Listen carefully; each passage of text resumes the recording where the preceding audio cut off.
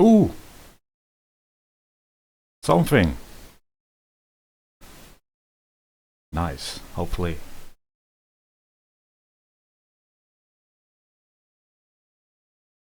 Let's see, does the sim work?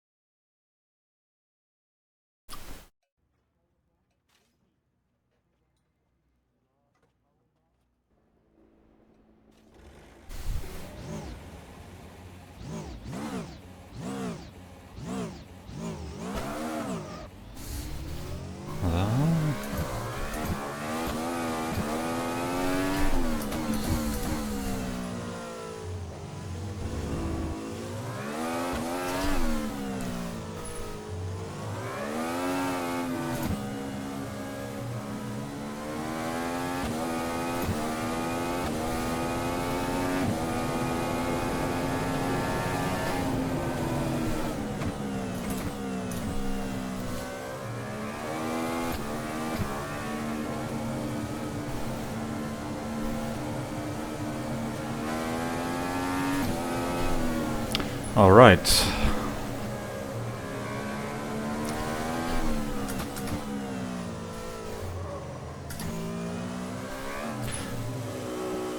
How is the audio from the balance between the voice and the game?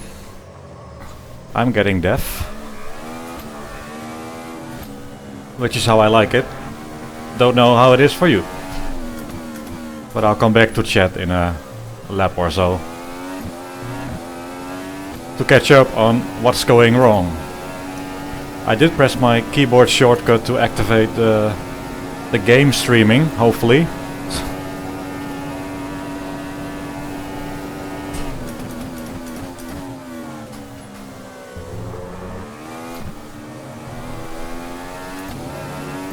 Or otherwise you're staring at, I don't know, a right mirror or a spreadsheet.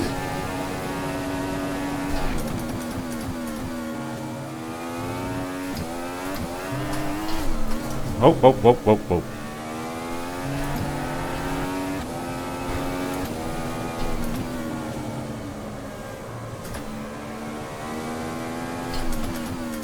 I'll just do a couple of laps and then I'll come back to chat, see what...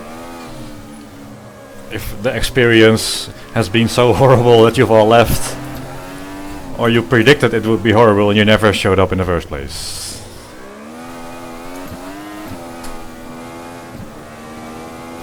So this is not a talk and drive as much as it is trying to get some work, quote, work, unquote, done.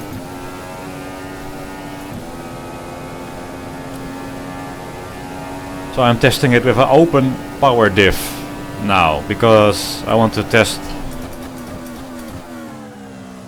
how a few different power diff settings feel.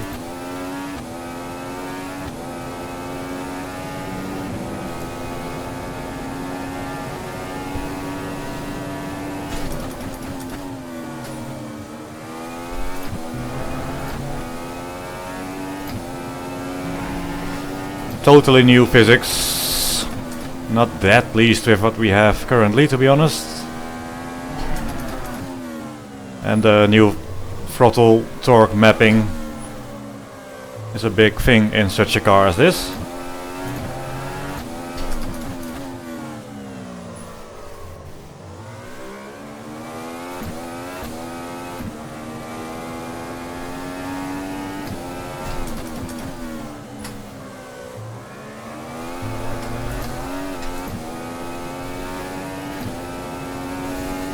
Amazingly, the streaming stuff, at least on the CPU side, works at 60 FPS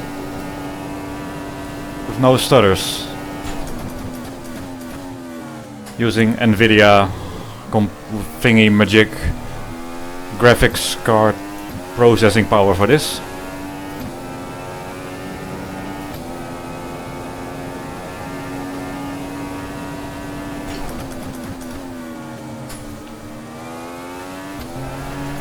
So there's no drawback for me. I can drive just as smoothly as without streaming. There's also a lazy part of streaming, of course, when you don't have to encode the video. It's uploaded as you drive.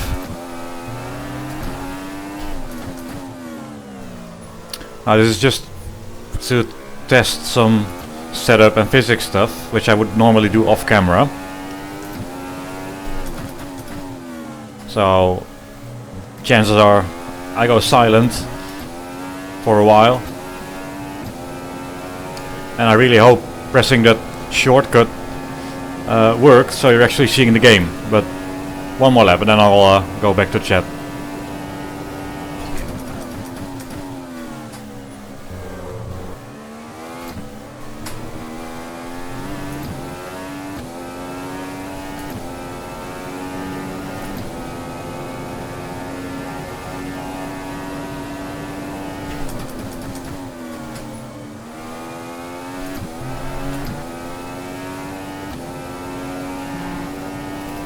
I always try DRS everywhere, just in case we have a bug somewhere and it starts to work.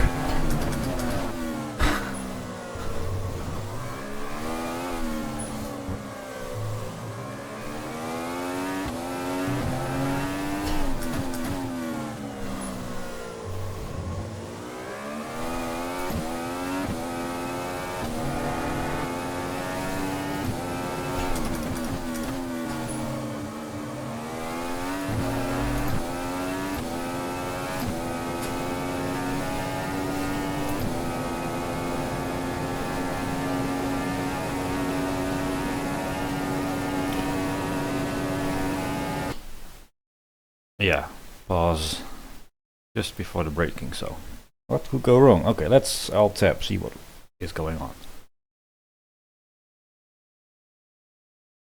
Hey,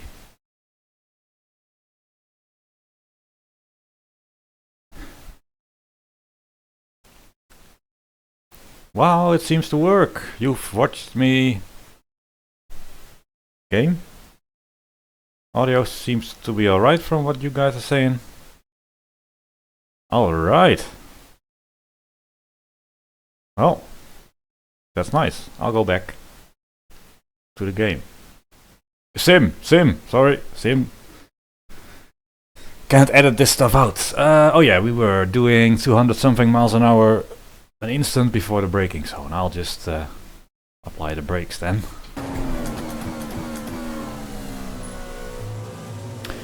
So now I'm driving with an open diff on throttle. And one of the reasons is that a lot of the time in our game or in other G-motor based games, you see people using a lot of lock on the diff, and I've always found that above, it depends a little, but say 25% of power diff lock, you don't really get a lot of extra lock. It's basically mostly locked anyway. So on this super quick car I'm trying an open diff, and I'm finding it quite fine to drive, especially in the higher gears. That's inside wheel spin. So in the low speed corners I definitely get some inside wheel spin.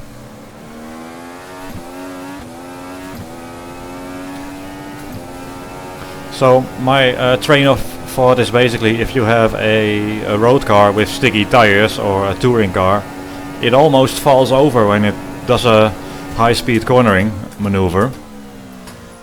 It has no downforce and the center of gravity is quite high. But on a car like this, there's a lot of downforce, so the car isn't falling over at all. The inside rear tire is pressing down on the ground quite hard. So there isn't going to be inside wheel slip, wheel spin all that easy compared to a touring car, for example. which is almost falling over every time it makes a corner. And well, in Formula 1 I think they probably have a hydraulic active sort of differential inside wheel spin there, so they can probably change the diff lock in each gear or in all sorts of conditions. And that might be something for us in a distant future or near future, I don't know yet, if at all, to look into. Because I'm finding the handling quite nice in the higher speed corners with an open diff basically. Only here it is costing me a little. But not even that much.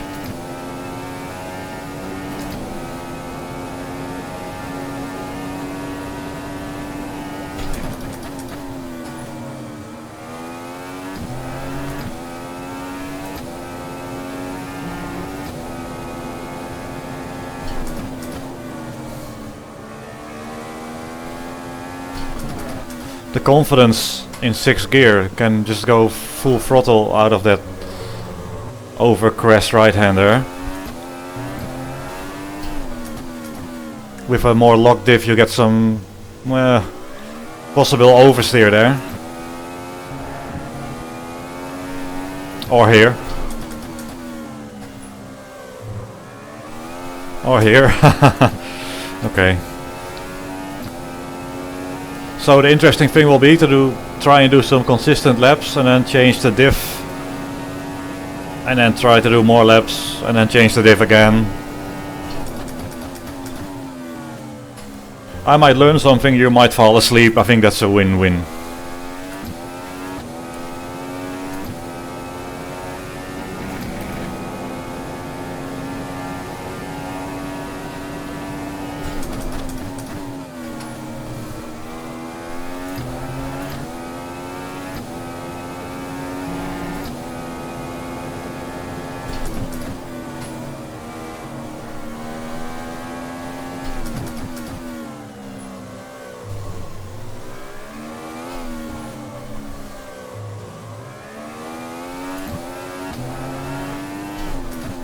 If I manage my throttle, I'm getting almost no wheel spin.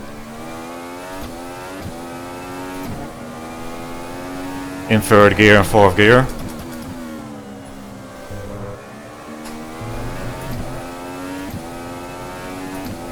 But I do think I probably leave a little bit of acceleration on the table with an open diff in the low speed corners.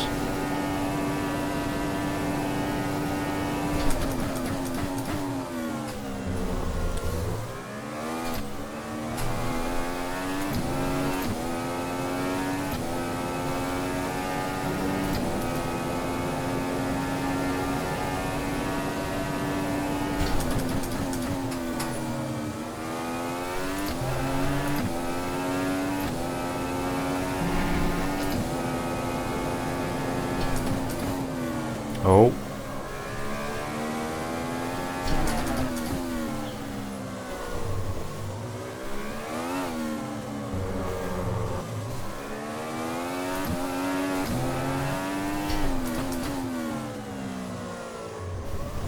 Oh. A lot of inside wheel spin, but after a cock up doesn't count.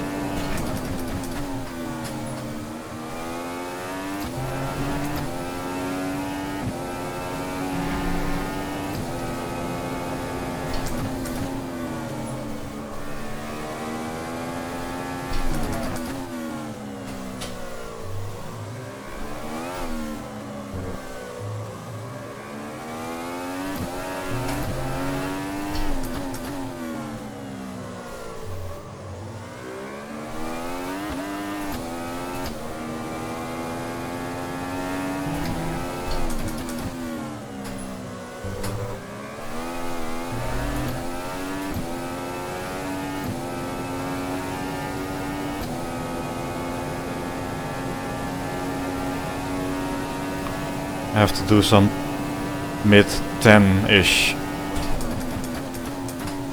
laps before I'm at the limit.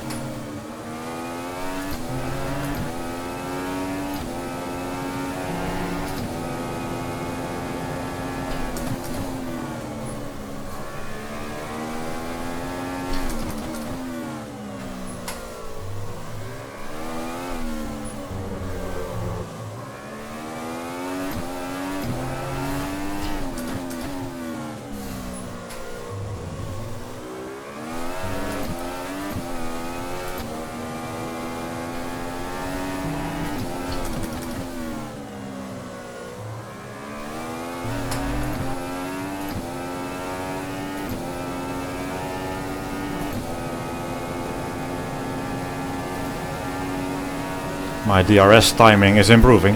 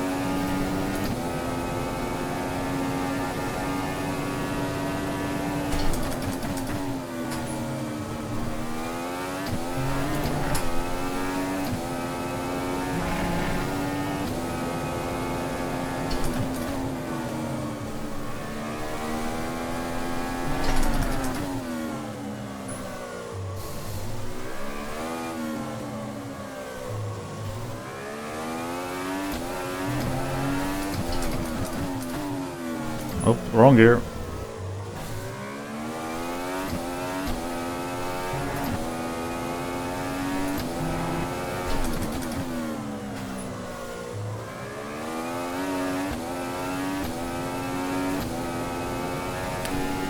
I'll have to shut up and try to get to the limit here.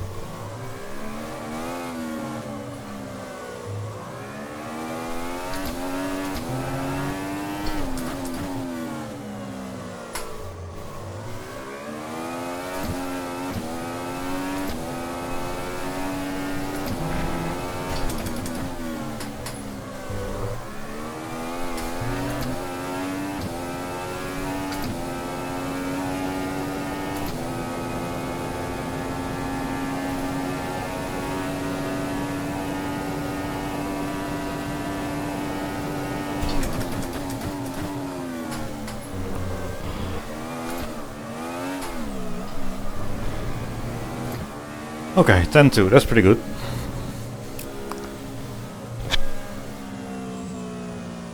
Okay.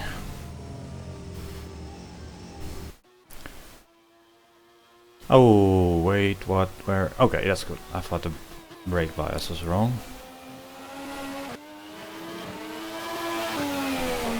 So now I'll add 5% diff lock, see what happens.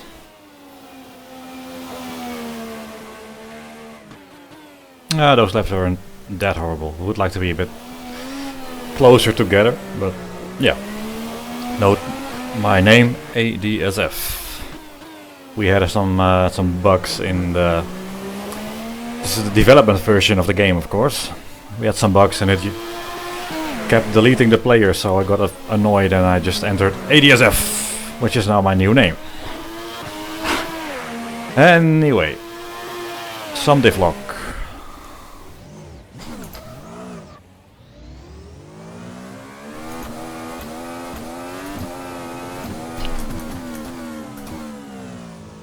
We've bribed the pit lane officials, so I have no speed limit.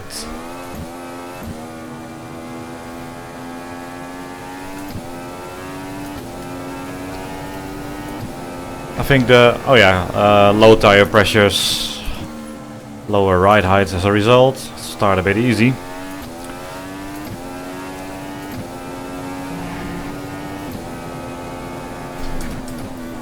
The gist will probably be that you don't need a lot of diff lock to get plenty of on power oversteer, and to remove most of the inside wheel spin. So we're at 5% now. I do have a little bit of preload on the diff, but that's almost nothing.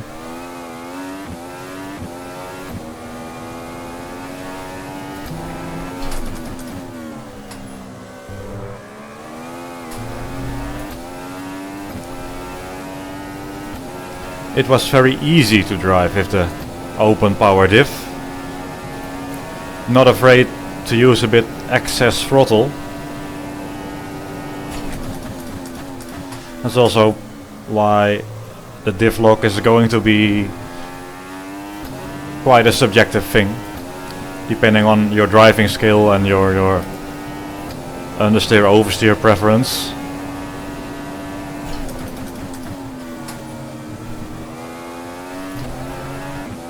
So 5% now, a little bit more.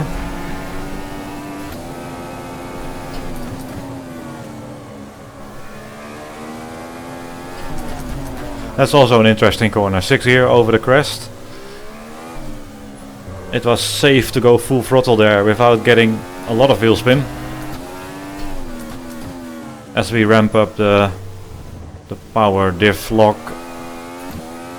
That was probably still some inside wheel spin there.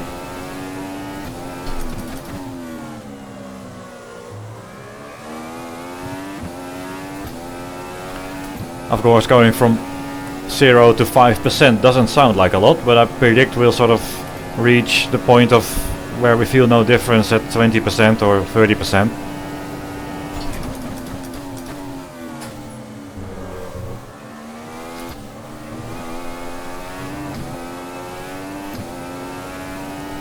Things are still warming up, or at least getting to pressure, so I was tempted to make a comment there about how it felt, but it was just my first lap.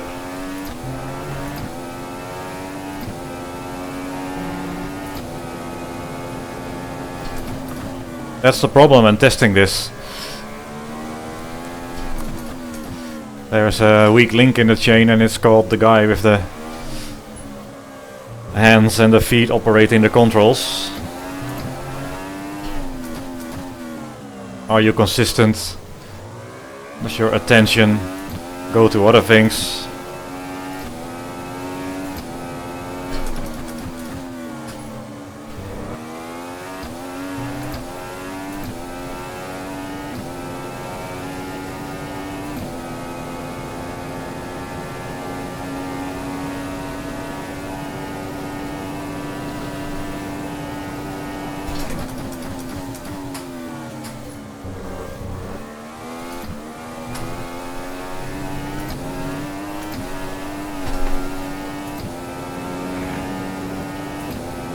Now, that was a horrible line. I came off the curb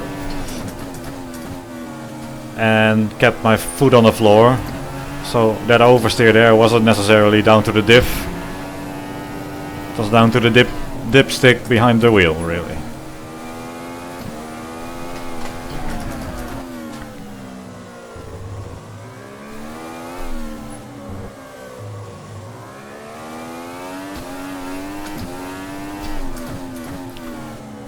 Later we can look at the data for these laps to see where I gain or lose time.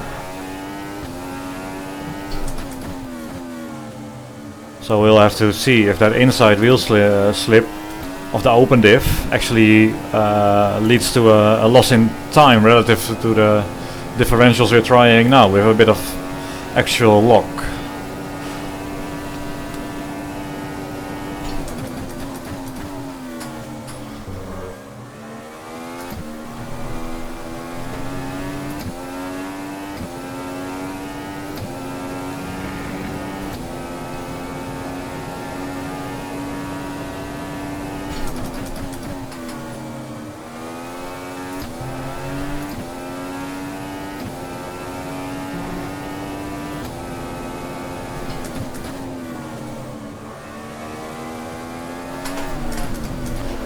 It appears that there in 6th gear I'm sort of, if I go full throttle, which I could do before,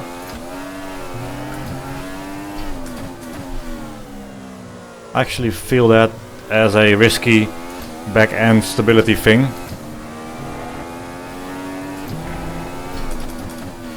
But I still have to get into the groove again.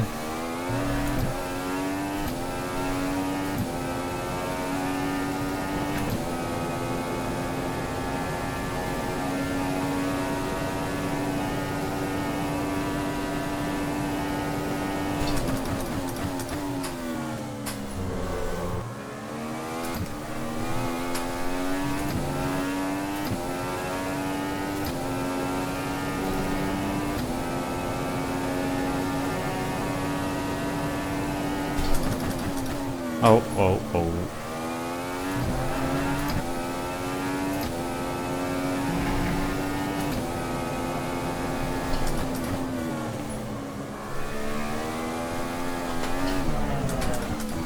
Yeah. I got oversteer there now for a couple of laps, which I never got with the open diff.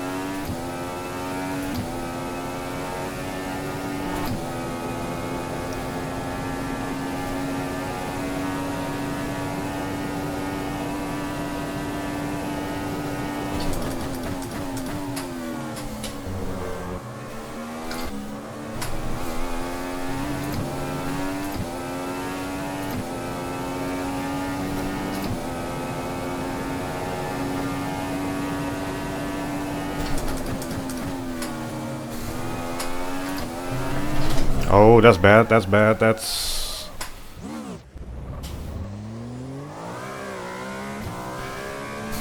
Tire wear is off for this occasion, you might imagine.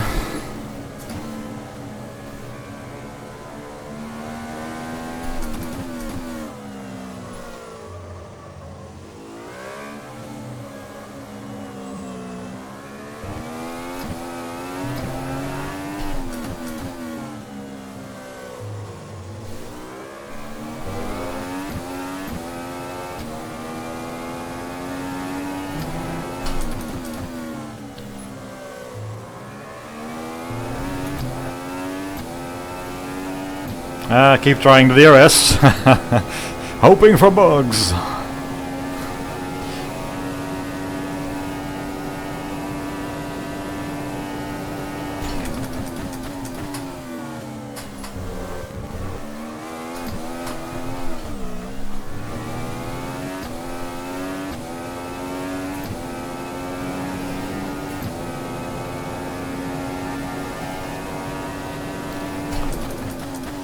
Okay, I have to avoid making this a talk and drive where all the skill goes out of the window. It's supposed to be a mainly work thing. Less about your pleasure and more about getting something conclusive about the diff of this car, so concentrate a little bit more.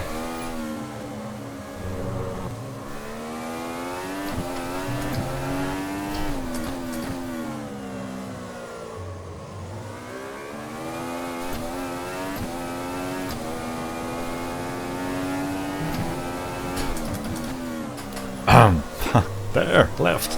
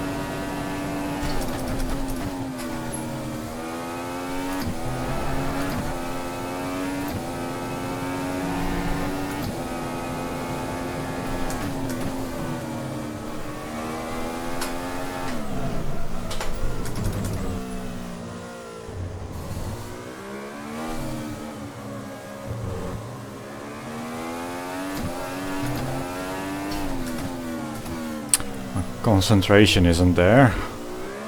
Somehow I keep thinking, this thing should have a handbrake. That'll be fun.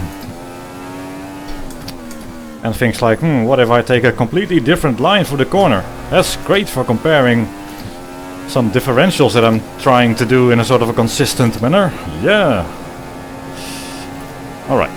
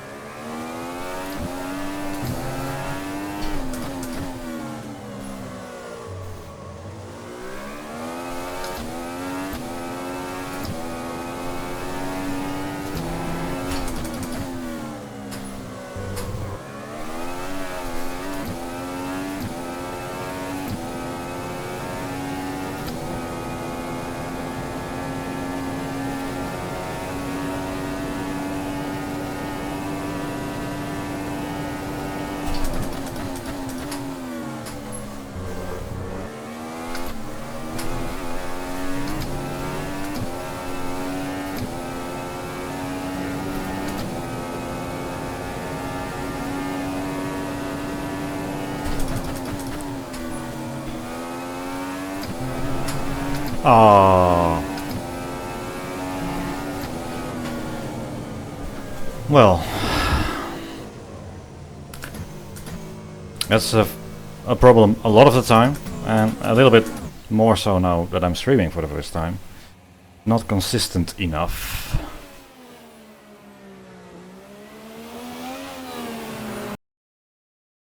That's why my name is ADSF. It's quite a random. Let's see.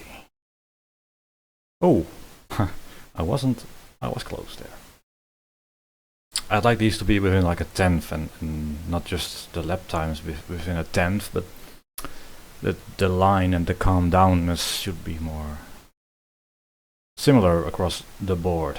Let's look at some data and see if you've all fallen asleep. Alt tab. Shortcut to activate.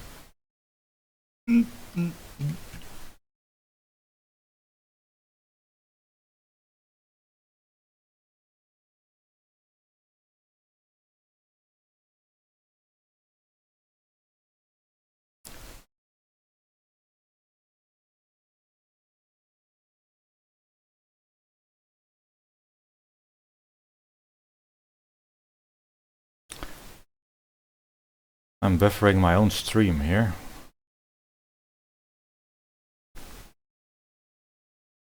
Live, show me live. Oh yeah, it is live. I just didn't click live. Oh, that's no data. That is. Let's see. The crapness of my driving, or the goodness, it's all in the data. So we'll compare these two laps. Yeah, I was set 8 thousandths slower with the diff lock, but that's not a real thing. There is a much greater margin in the driving and the general state of things. At some point I developed bouncy brake lag syndrome. So let's look at the lap first. With the quicker lap was with the older session, was the one with no power diff lock. Let's see if I'm on the brakes properly. So my brake pedal is being maximum for a little bit of a long while, and then there is this bump or something in the track.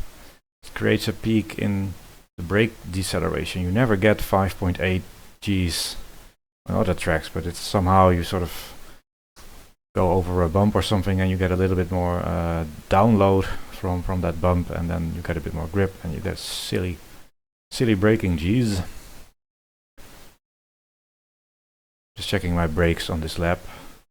So I'm flatlining the brakes too much. So yeah, I'm streaming is causing about 10 kilos too much pressure on the brake pedal, which I'm maximizing. I want this to be a triangle, a sawtooth basically, and now the brake pressure is rising and it's staying at 100%. It's also an indication, looking at the brakes. So these are the brakes with the wheel rotation speeds. You can see if something starts to lock up, then the speeds of the wheel will go down, of course. That despite flatlining these brakes, staying at 100% brake pressure instead of instantly letting go, my wheel speed is sort of dropping. If you have, let's zoom in a bit more. And let's look at the fronts only, and we don't really need the Gs, we don't really need to, well, we do need the brake temps actually. Good one as well. Why is the, oh yeah, brake temps, I do need brake temps.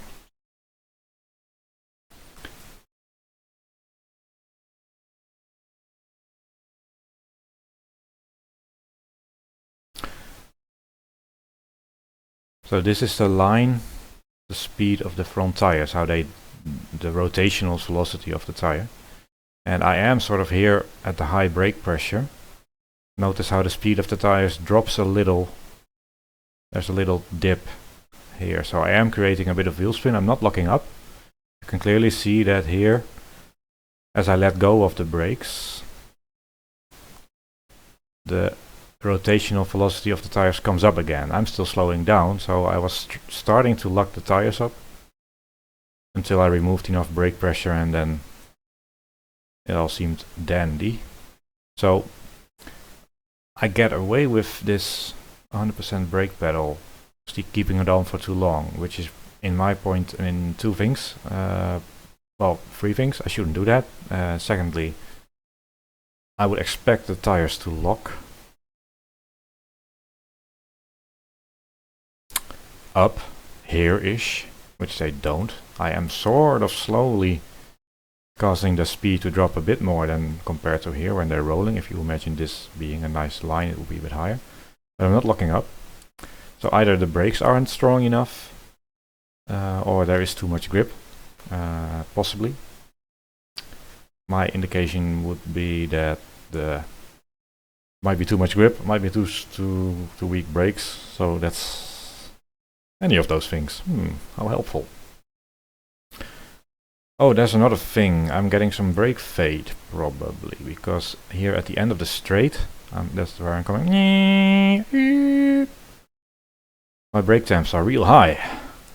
So I'm starting the braking at 550 degrees. Spreadsheet time. Barricos. Oh, I've turned that off. Okay. So for this test, I removed the brake curve basically. So temperature does not affect my braking at the moment. That's what you often do when you test stuff in the physics. You want to turn off some things that can influence what you're doing. Given my g-force, I would probably say that if anything, I'd expect the tires to have a bit less grip here instead of the brakes being too weak. So I can flatline it. Anyway, that's some brake analysis. Some more brake analysis. So this one, here we see the track map. So we've had it over crest 6 gear right-hander, and then we're braking for the 3rd gear slow right-hander. And I apply the brakes quite nicely, not a lot of brakes because I'm also turning in, and we don't want to load up the fronts too much with the braking because I'll probably get a lockup. Here you see I'm almost getting a lockup, so the inside, the right front tire is slowing down a lot here. It hasn't stopped, but it's sort of on its way to a lockup.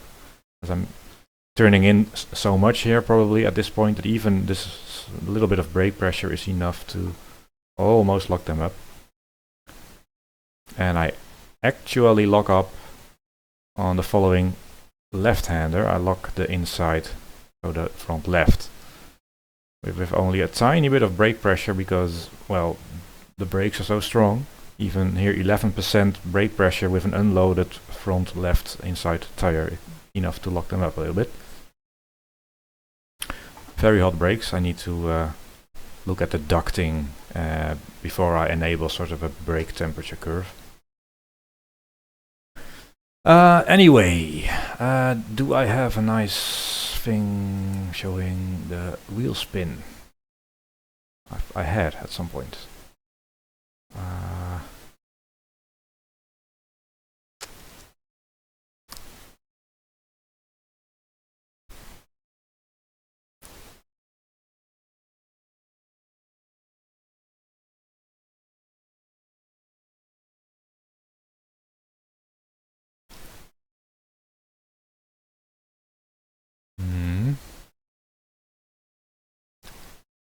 I got distracted a little bit. What I want to see is actually where I was. I could see that reasonably well. Even though we're at the brakes tab, I can also look at the rotational speed of the rear tires. In fact, I thought I had something for that. So I want to know the wheel spin on the rear, so the difference in rotational speed from the left rear and the right rear. Give you some idea of how locked the diff is. If they always spin at exactly the same speed, it's a locked diff. And if you go on the power and one of the rear wheels spins up faster than the other, you know that there's some wheel slip. Which was there at some point. Perhaps I have the channels. Let's see if I do not have. Has not. Okay, new worksheet. Let's not name it because we want to make this more confusing. Time distance, I hope I have it. I really do.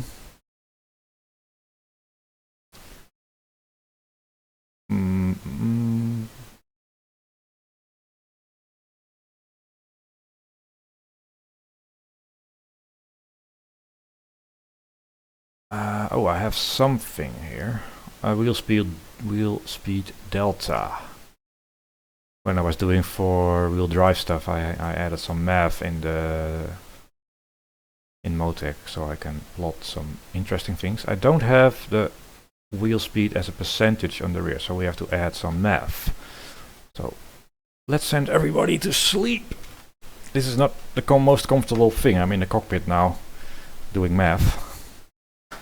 I would normally switch to my desk stuff, but that really confuses the streaming. Maths on a Sunday, what could go wrong? Wow, what's the name? Wheel speed delta. Wheel. Oh, wait. Fail. Let's do this in.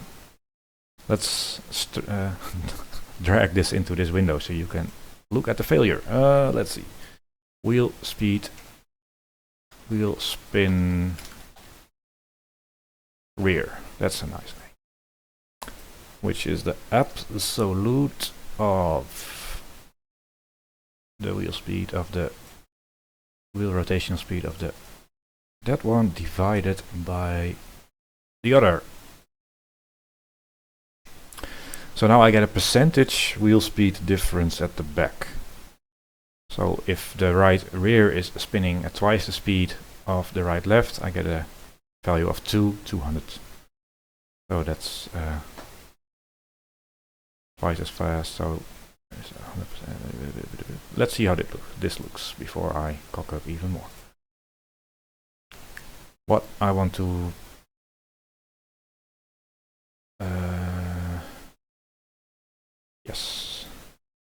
look at here is, for example, the throttle position. That could be interesting. I expect there to be a difference in the wheel spin at the back when I go on the throttle. Well, also when I'm off the throttle, but we're changing the on power diff and not anything else.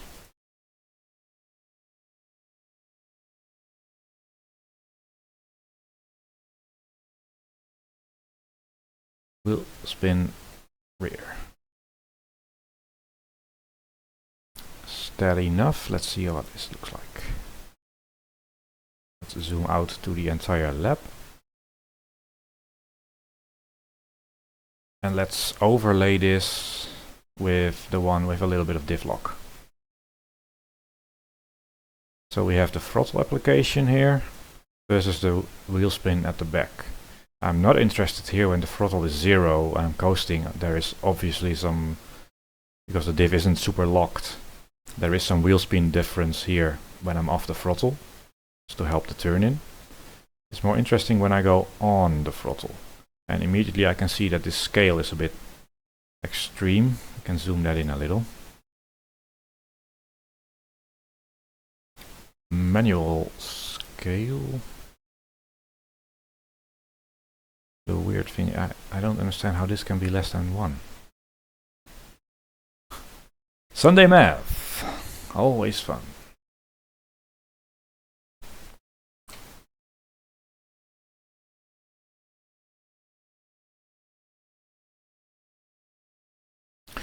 How about looking at the slow corners? So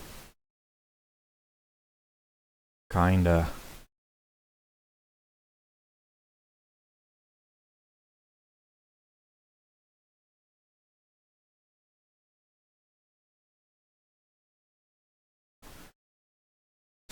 alright, so we're looking at these few corners. And I'm going on the throttle here. You see my throttle application is quite similar, those laps. It's fairly similar. And the red line here is the quicker lap, which was the older lap, which was with no power diff lock. And the black line here is with 5% diff lock. And out of this one, there's a huge difference. I'm really hitting my microphone, lighting up the tire at the back to the point where I have to zoom out if I want to just show that properly. Here's the value, 1.3, so I have about 30% wheel spin. So my inside, which at that point out of that turn is my right rear tire, is spinning 30% quicker than the left rear tire, because the right rear is unloaded and I'm trying to apply God knows how many Newton meters. It's Sunday, God probably knows, torque. And then with 5% diff lock, you see the line is much lower. I get about 10%, that's the peak, and then it's 6%. So I'm definitely getting a lot less inside wheel spin with just going from 0 to 5% diff lock.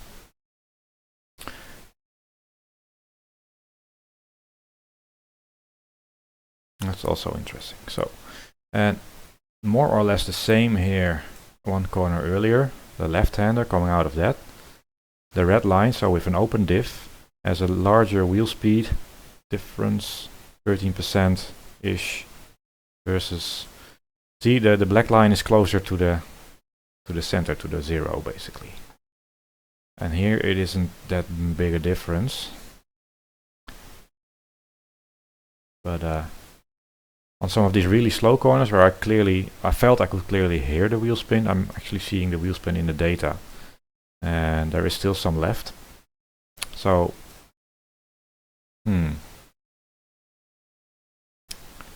probably means what happens if I take another step. Meanwhile, I'm going to load the comments.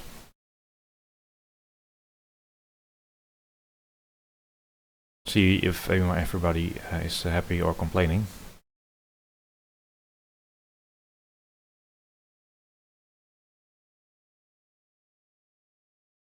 Let's scroll through them and answer whatever. I guess most of the people who were in there at the beginning have left. Hello, hello, perfect. Well, I wouldn't say that. Voice is a bit loud. Okay, I can... Oh yeah, it is. Well, it's not maxing out here. Maxing out? Yeah, that's maxing. Sorry, maxing out. Probably screaming a bit more when I'm driving. So I could try to amplify the game a bit more. Jamaica. Field of view 28, I think, which is with my triple screen is fine. You're just getting a sort of a horse with eye caps on view of what I'm doing. Formula truck is unlikely that there will be major changes to that. Interlagos, oh, this is just, I don't think it's that different from what is the version that is currently in Automobilista.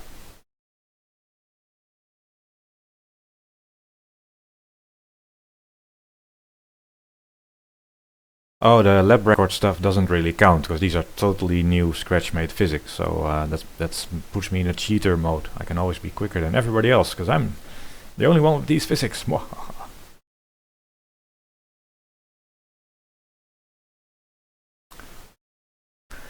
Pit babes. Good point, we should have those. 3D modeled. Yep.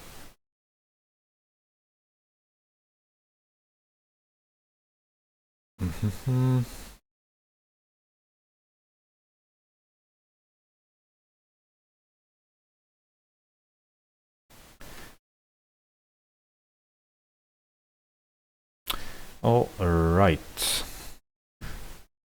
Nothing too disastrous in the comments. So we've looked at 0 and 5%. Now I'm going to add another 5% to the diff and see if my... Oh, and knowing that I'm being horrible at the brakes. How was I on the brakes with the diff lock? Let's just look at the lap with 5%. Still a little. See, I'm flatlining the brakes at 100% and the front tires are sort of starting to lock up. Oh, I should be off the brakes a bit sooner. Same ish here. I like the fact how quickly I apply the pressure, that's pretty good. But I should let go a bit sooner. This should be only a very, very short 100% spike and then letting go. But this is overall, it's how you want to see the braking. Some inside lockups, brake bias might still have to move to the back a little, but to compare these different differentials, I won't mess with that at this moment.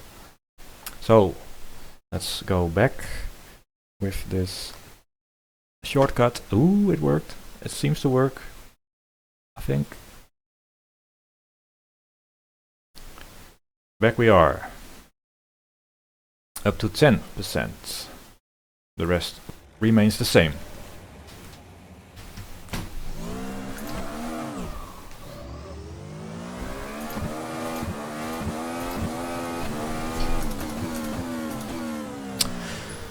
So as usual, tires have to come up to pressure.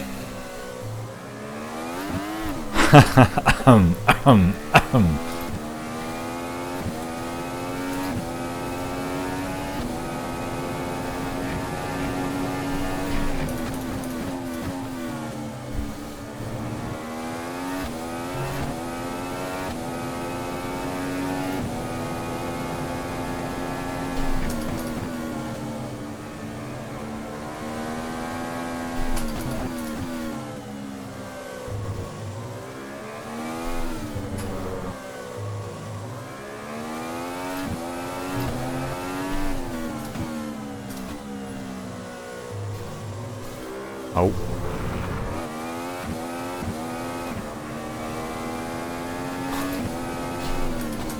Well, here's a first for an excuse.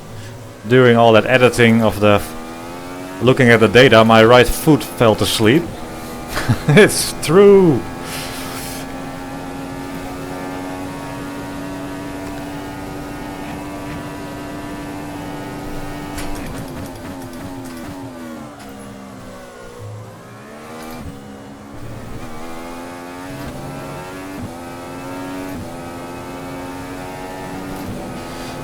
Well, I expect with the more and more diff lock, it should get more difficult. I should be more punished if I add too much throttle, because instead of the inside rear wheel spinning, which is the one with not that much grip anyway, the outside rear will start to spin, which will instantly remove a lot of its cornering force and put you sideways. So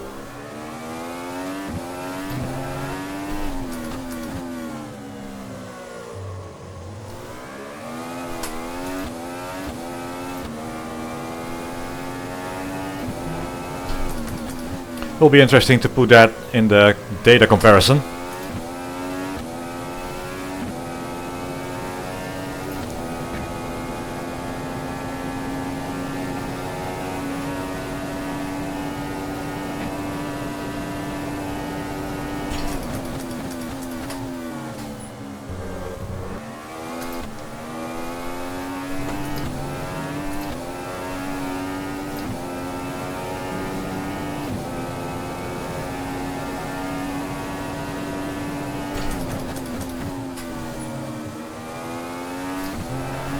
And it will also be interesting to see if my braking improves, now that I've seen what I'm doing wrong. That typically is then followed by not a single change in driving style whatsoever.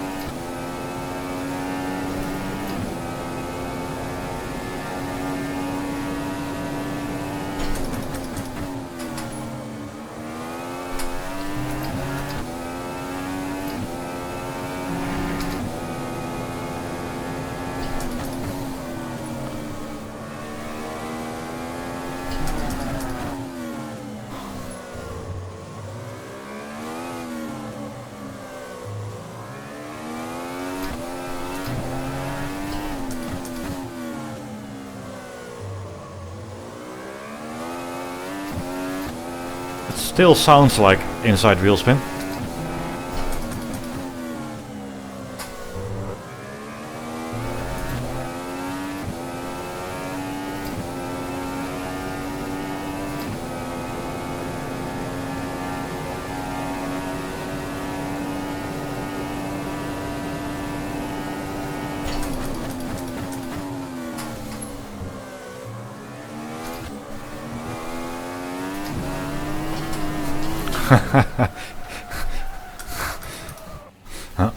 Yeah.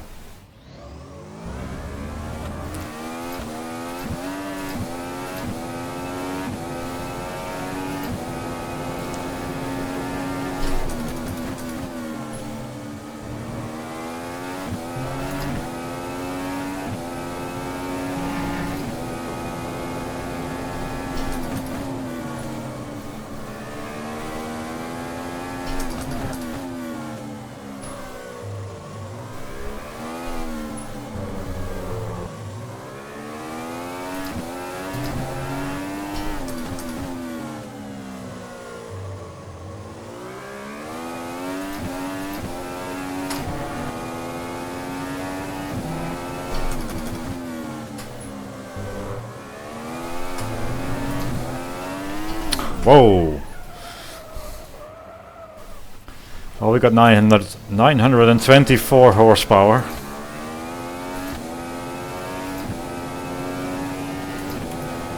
Quite a lot for a Sunday drive.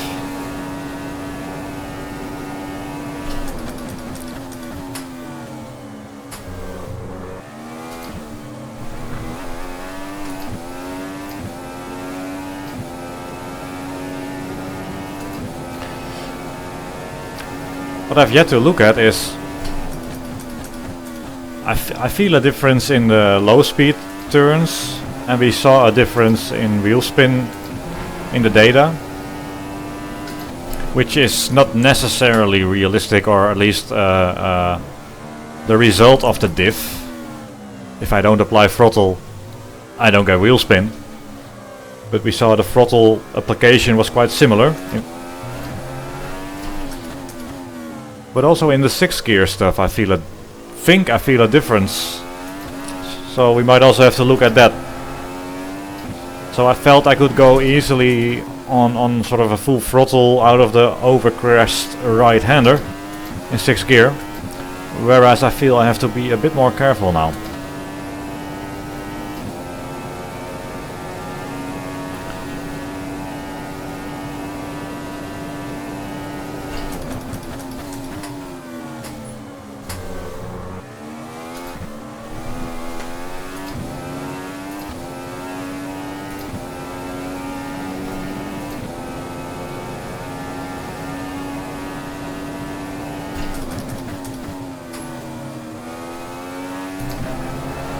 Oh, track limits. I disagree.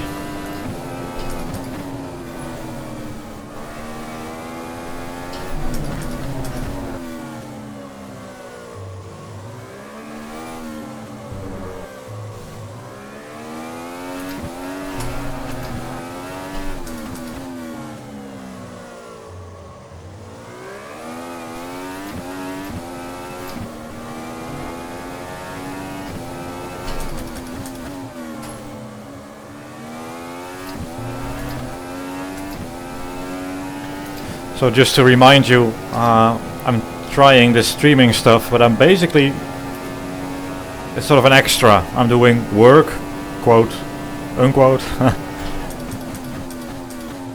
And the goal is not so much to entertain.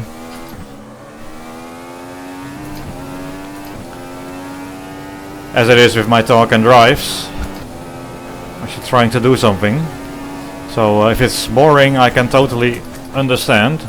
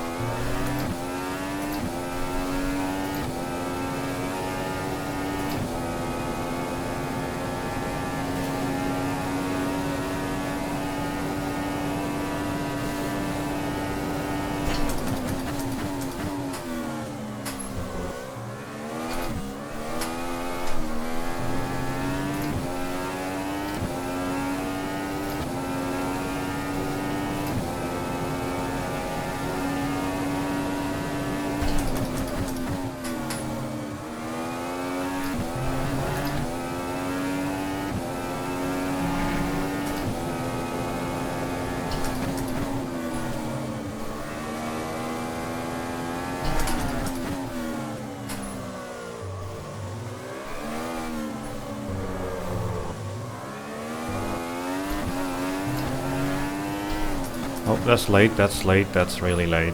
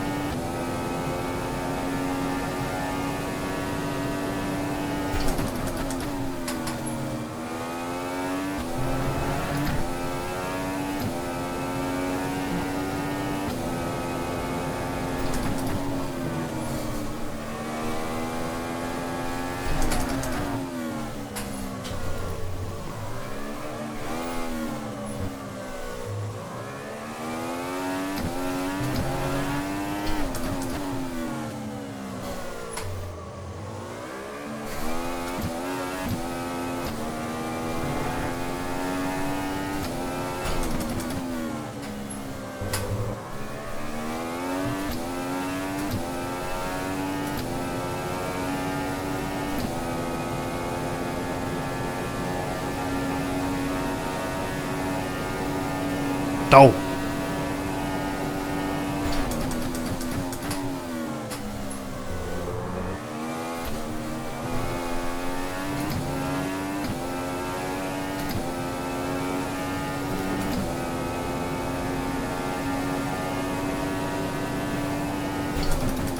Oh.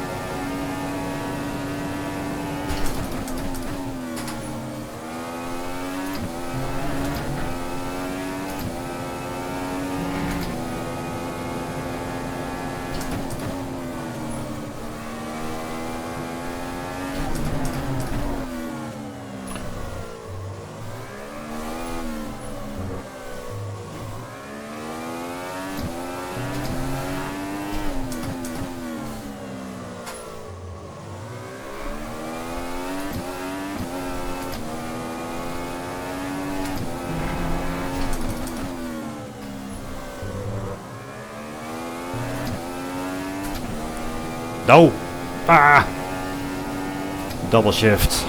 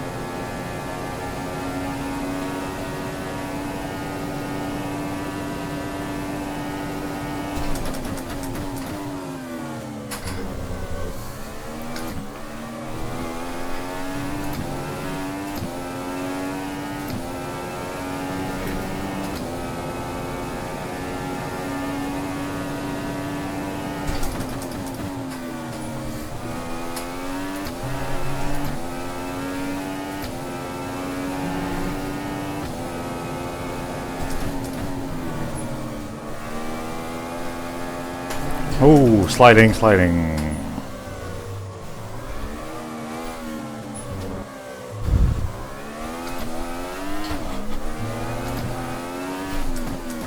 Well, that was a reasonably quick lap.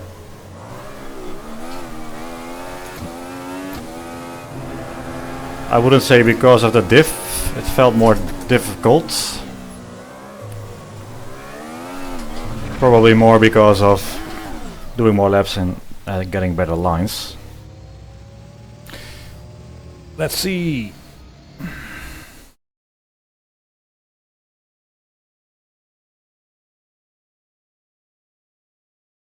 Well, sometimes it could have been. It's not as consistent as I want to be. Not at all. Oh, that's a Windows key. I hope I didn't screw something up there.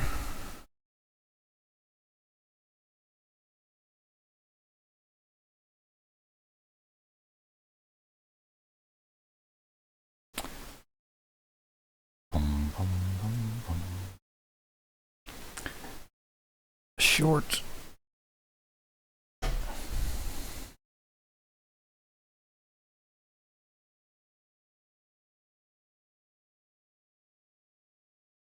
Okie dokie, let's look at the data again. Yay, there we are. There's a bit of a delay on YouTube. Going back to that throttle stuff. What throttle stuff?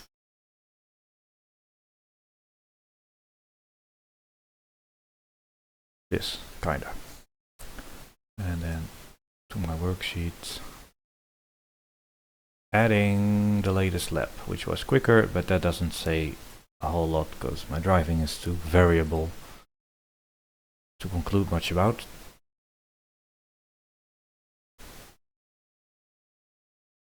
So this is the wheel spin with the quickest lap with the 10% lock, and I will add in the 5% lock, and now we'll add in the no lock. Now that's nice. That's kind of exactly what you expect, and you will probably all knew before you started watching this stream. But still, sometimes it's nice to confirm what you thought. So my throttle application here, all those 3 laps, is roughly the same. So despite getting all sorts of wheel spin, I barely react to that at all, and then just do whatever I'm sort of pre-programmed to do. So this throttle application, we're in the twisty bits out of the overcrest, 6th gear right-hander, 3rd gear, third gear acceleration onto a short burst, and then off throttle, and then outside the left-hander in third gear, and then the really slow right-hander in third gear. So looking at this throttle stuff, it's not that different-ish. And you can see with the open diff, so the green line, we get by far the most wheel spin out of that final corner here, the final of the slow corners. And then with 5% it's less, especially as I seem to add more throttle, adds more torque, going into the diff adds more lock, closes it up apparently. And then with an open diff it's sort of it's the other way around. Open diff is the green, so lots of wheel spin difference, and then in black we have 5% diff lock, so quite a lot reduced, and then in red we have 10% diff lock, and there's another big step reduction in wheel spin we have there. Kind of the same here, as is the difference is probably even larger. We can already see that the red line and this and the exit of the left-hander here, we get no real wheel spin at all. This is just a tiny little nudge of wheel slip, whereas with the open diff we got a lot.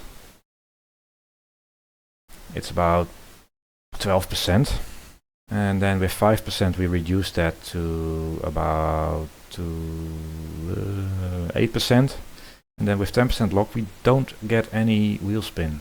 So 10% diff lock was enough out of this slow left-hander to not really get any wheel spin accelerating. Yet the throttle position is all sort of nearish, makes no difference. So we're only at 10%, and already in some slow corners we're sort of not getting any wheel spin anymore. Now let's see when I double that.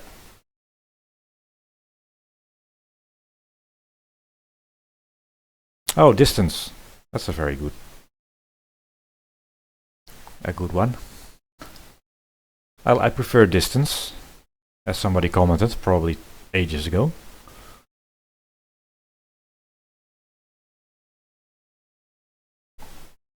Roughly the same, because the lap times are quite close. So I'm gonna do one more test with the double the lock, which is 20%, and still see how that feels.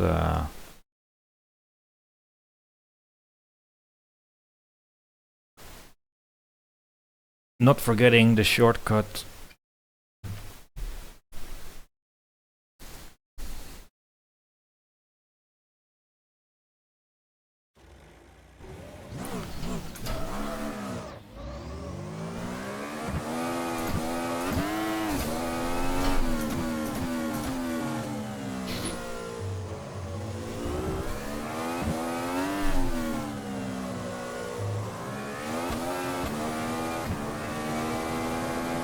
Oh,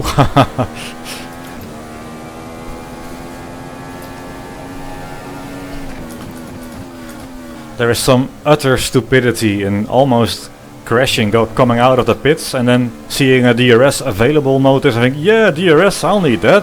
What could go wrong?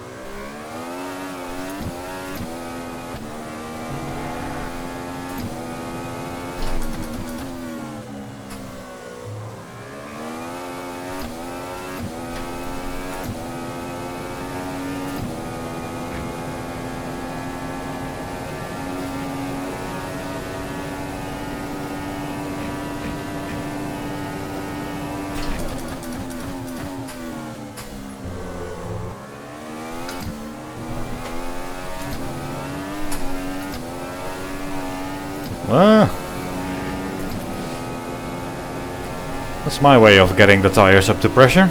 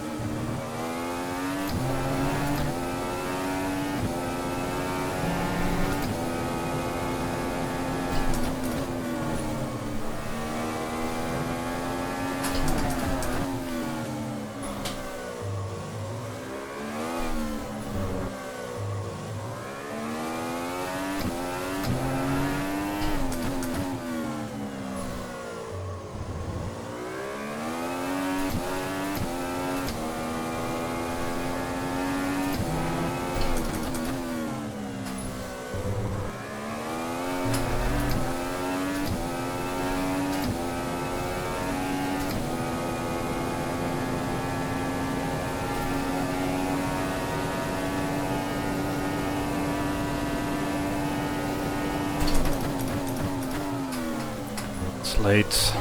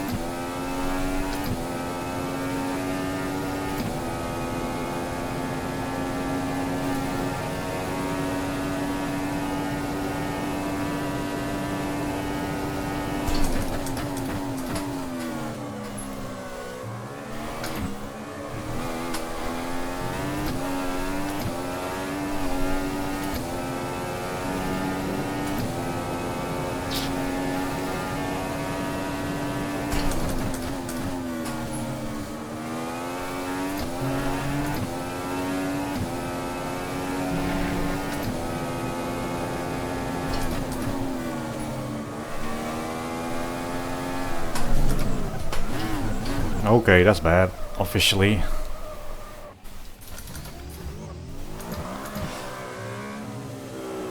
I have to get my act together a little bit. Not like that.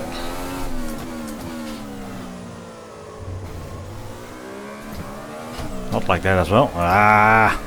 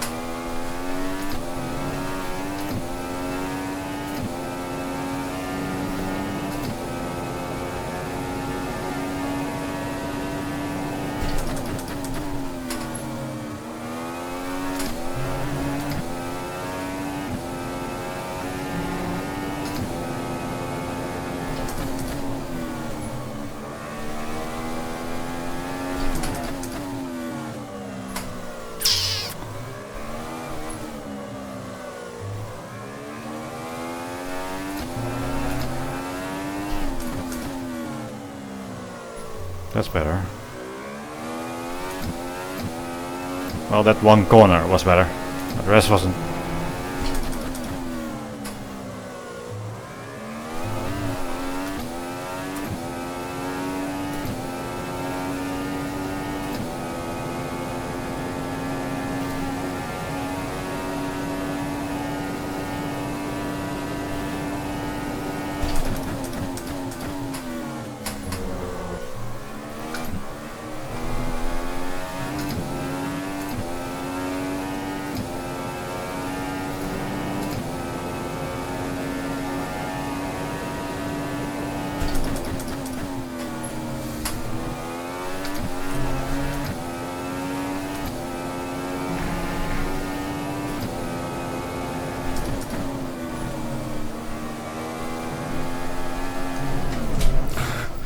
The Rifto fail! I'm pushing it a bit too hard. It's not the diff lock at this point. It's the fool behind the wheel.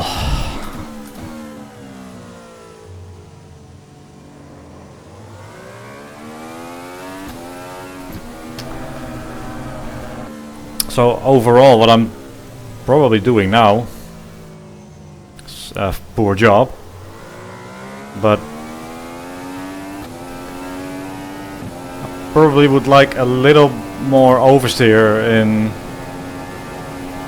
response to what I'm doing, so I'm overdoing it a little, trying to get some oversteer in some situations. And it's typically a better idea to have a slightly more oversteery setup, which has a natural state of oversteer instead of needing to throw it around. It's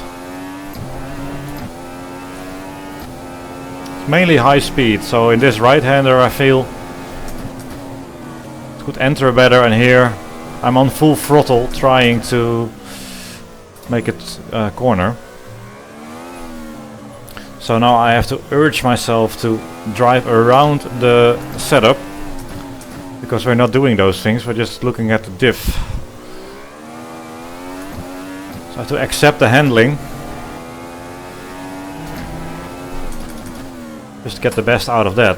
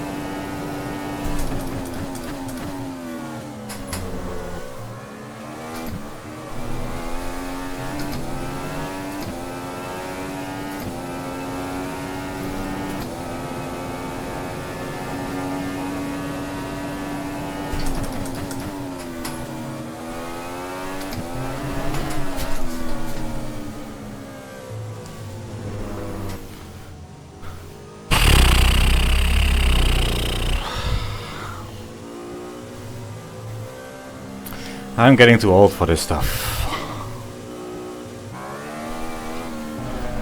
Well, 1 or 2 laps weren't horrible. I'm sort of not there with the brain.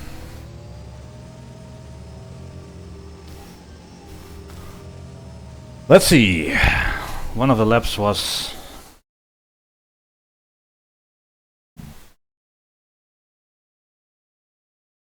10:3, so ultimate lap time is about the same really. Yes, this was the peak of skill, and now we're on the downfall.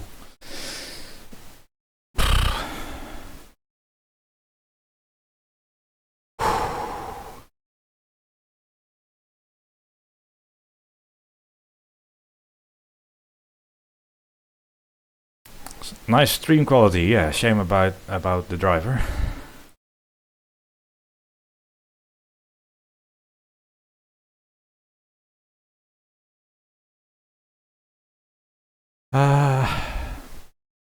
Switcho.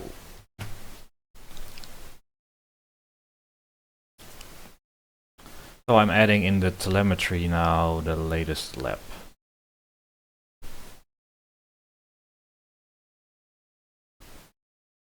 Which is yeah, we can't plot 4 laps, so let's forget about the which one, the quicker. Well, yeah, this is not too bad. So here we have 0, 10 and 20, if I'm not no, 0, 5 and 20. I want 0, 10 and 20. And that's, it just says it all really. Look at the wheel spin we get on the throttle at 20% diff lock, and now that's the red line. 10% is the black line, and green is open diff.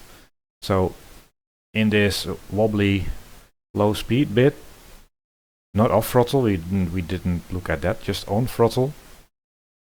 Every time I'm on the throttle with 20% diff lock, I get no wheel slip at the back. It's like a locked axle really. Only when I off the throttle I get wheel spin again. Off the throttle, nope, nope. No, here just the most tiny little nudge here of wheel spin difference. That's almost nothing.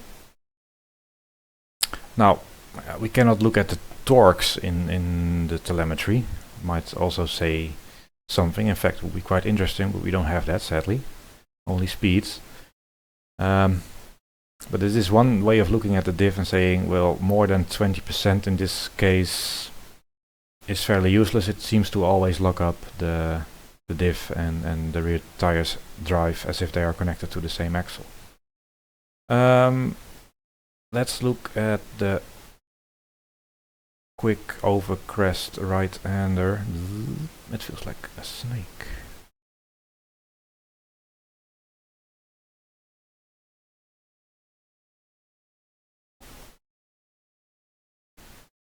Which isn't that, it's this bit here, so we're entering here on the throttle here and on the brakes. Because we're at a higher speed, there is a lot more downforce on the car, and the downforce goes to the inside and as well to the outside tire at the back. So even with an open diff, we don't get a lot of wheel spin. The green line, the open diff, sort of hovers between 2% wheel spin as we accelerate out of that 6th gear turn. But the 10 and 20% diff lock, as soon as we're on the power, we get no wheel spin. It's a flat line. Yet subjectively, I would say that felt a little different. It seemed as if with 20% it was more keen to oversteer in 6th gear there. So that's interesting. Is it just me? Another thing, we have tires. The temperatures of the tires are different, although fairly close for each of these. Especially here, the one in black, which is the quicker lap, 10%. So the lap that I drove with 10% diff lock. Where are the temps? Here are the temps. The front left tire was noticeably hotter here, so I probably had a bit more luck dialed in trying to get oversteer. I was applying probably a bit too much luck, and it's one of the explanations anyway. It's the only one where the tire is hotter at long right-hander. But that's all fairly close to the optimal temperature, so it's not really a grip loss really. Alright. So I was complaining about the car. It's never me, although I do think we've hit the point where the skill is dropping off considerably. Let's go back and to about 10% and make some setup changes, because that's always where all the time is to be found.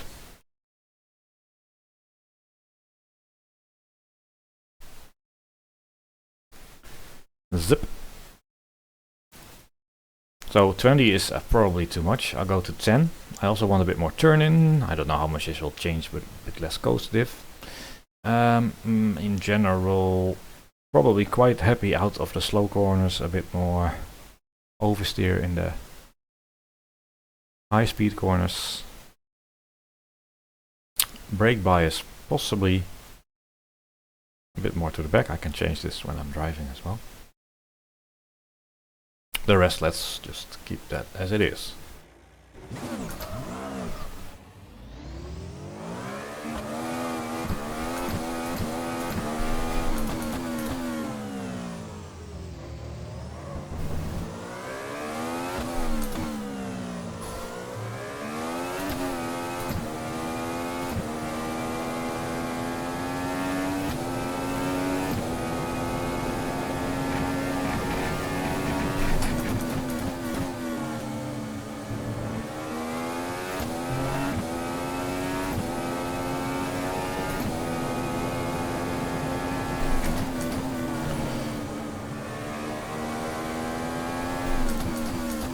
I expect it to matter there.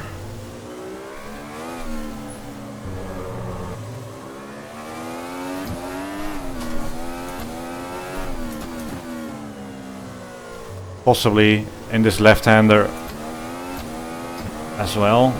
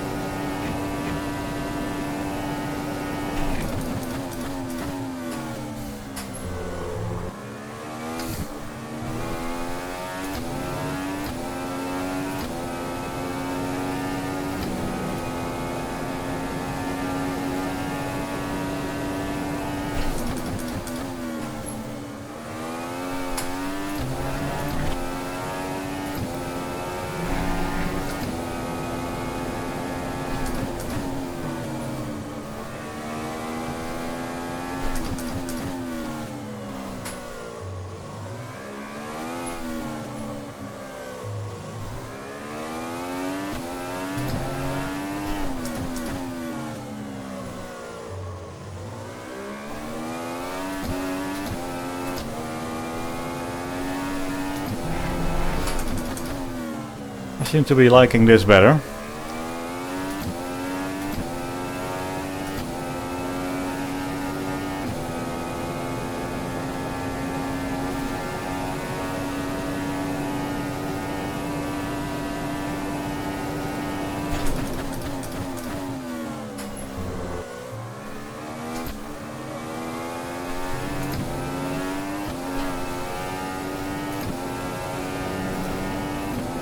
Do notice the aero balance being a bit more oversteery.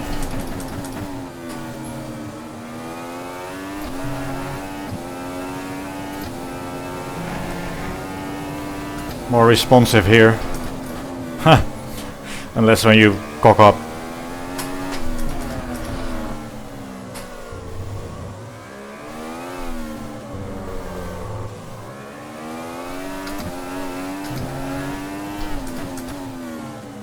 And it seems to turn in a little nicer.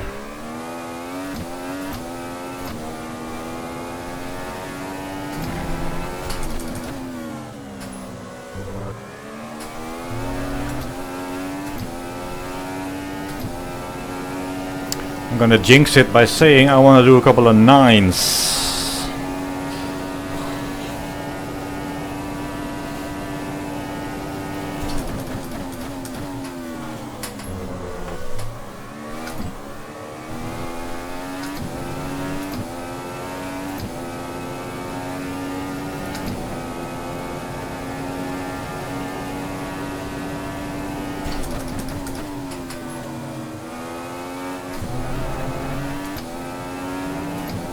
Ooh, track limits.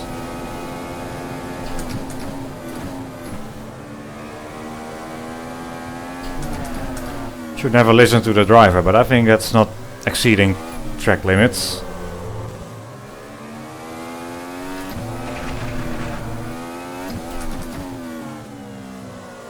Get it out of spoon as well.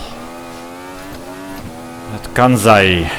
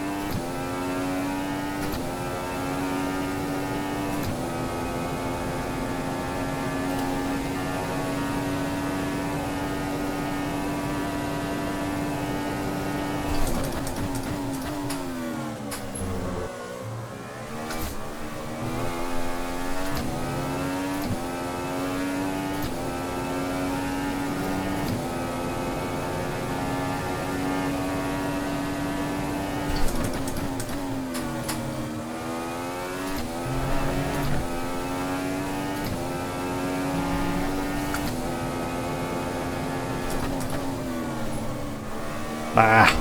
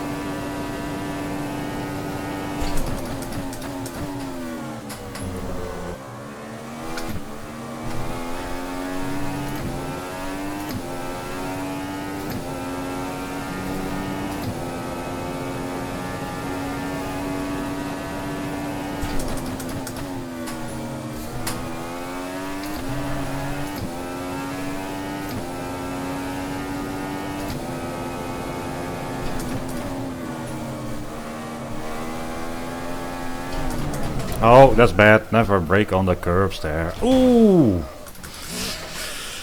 Okay, it's time to set up a... what is that? Patreon. That's some expensive damage.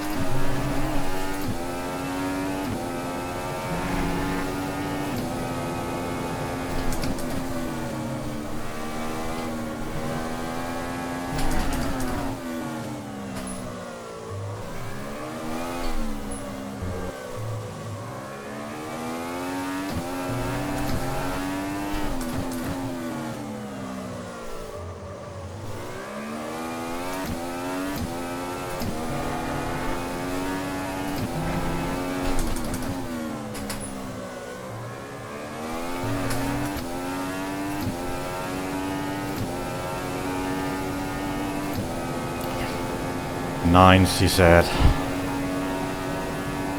Not really happening.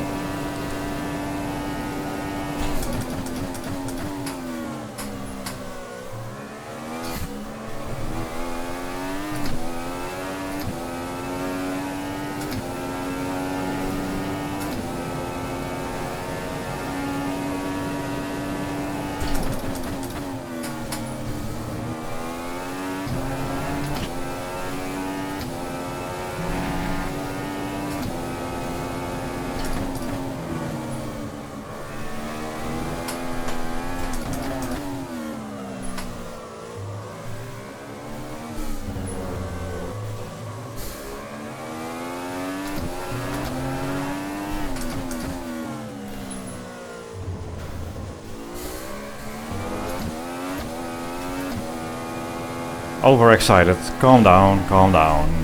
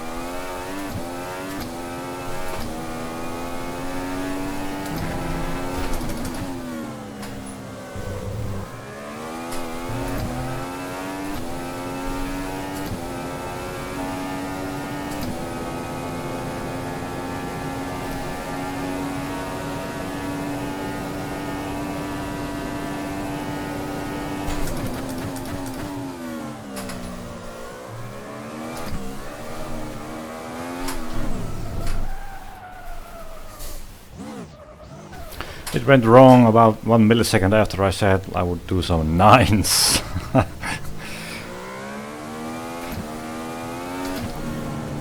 Brain said to my leg, nope. Oh, DRS.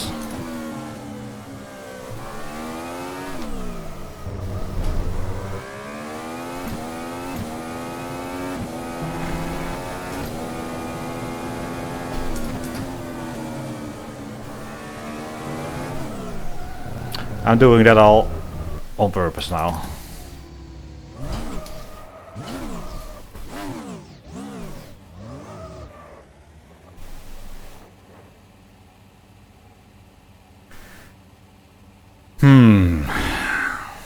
Guess who's the weak link? It's more the driver than the setup. Who would have thought? Random change. Yeah, let's do random changes. It's always gone better with random changes. So more mechanical understeer. Yes, more. More, of course. Never do small changes.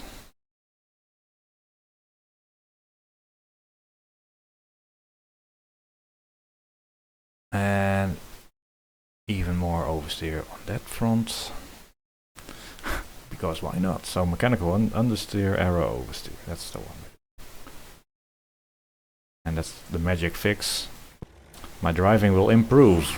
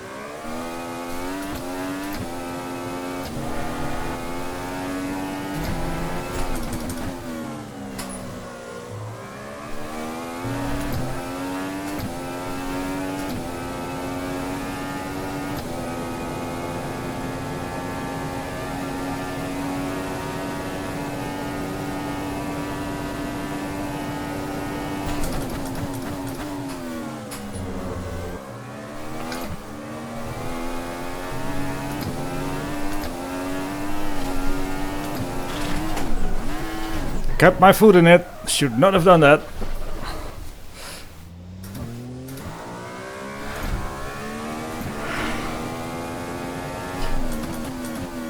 Well, we seem to be going nowhere.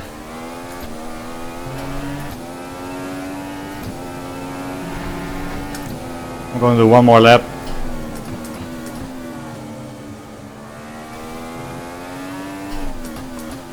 And possibly change it to Kansai to see how it handles there.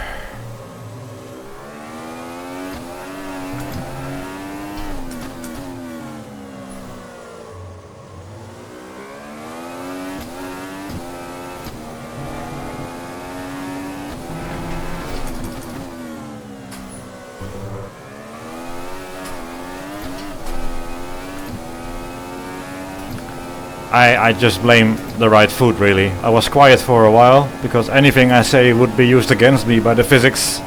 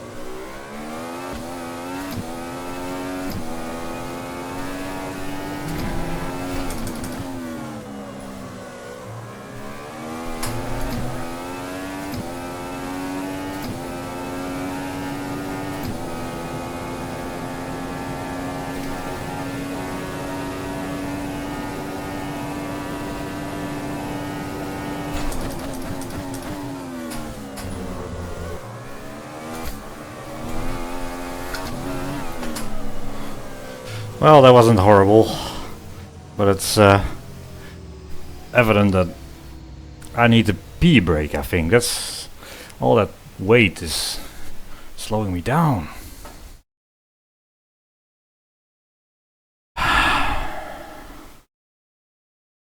Laps, many. 96 laps, okay. Yeah. The peak typically is around lap 6, and then the mental strain of it all slows me down. Right foot, Niels. Right foot. Oh yeah, I don't even know how to exit my own game.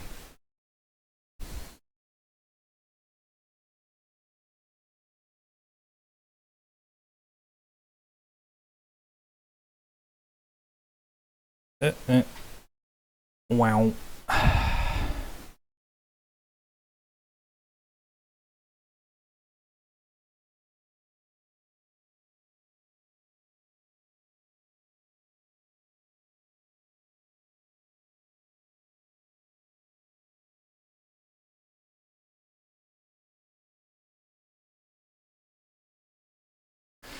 Righty hose.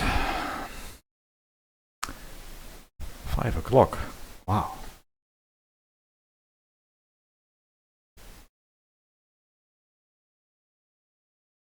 Thunderfoot, I'll debunk that.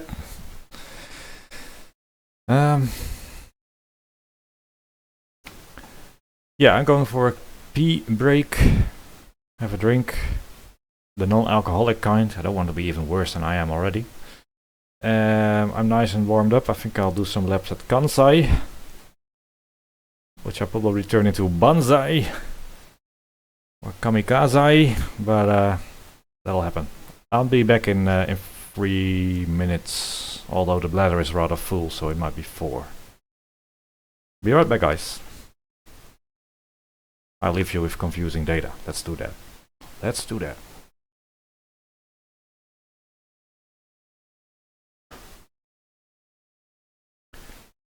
Too many sessions.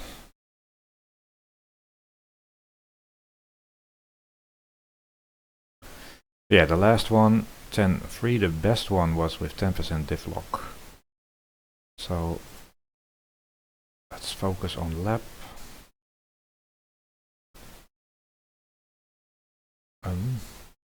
Oh yeah, we get this. If you do a lot of laps, there is a time offset in the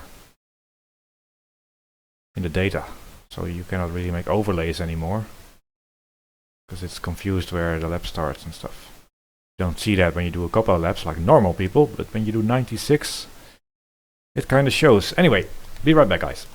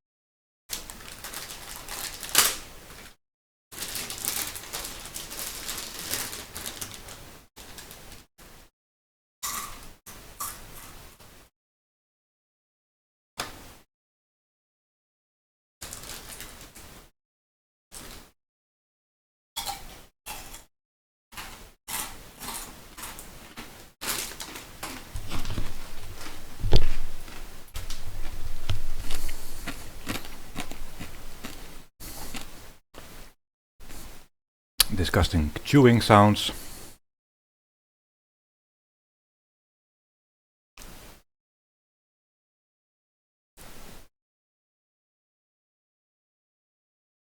Scrolling through the comments.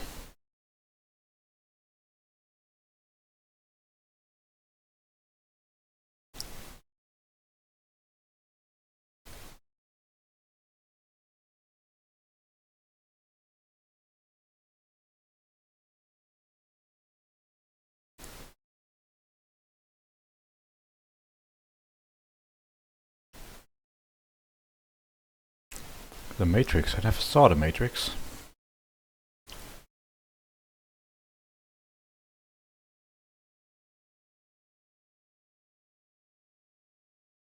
Juan V, is that Vizozo from the GPL days? Probably. Old sim racing farts never die. Does 100% power diff lock the diff completely on throttle? Not necessarily. I have to do some proper debugging on this, but most likely it means that the torque that goes into the diff, so you've got the engine and then you got a gearbox. Typically the gearbox multiplies the torque, unless in the really high gears. That torque goes into the diff, and the percentage of that torque going into the diff that is used to sort of torque the rear tires together. So if some external event, I don't know, some Bigfoot or something shows up and messes with your tires, even with 100% power diff lock, you could still get wheel spin if some event creates more torque difference on the rear tires than you're putting into the diff.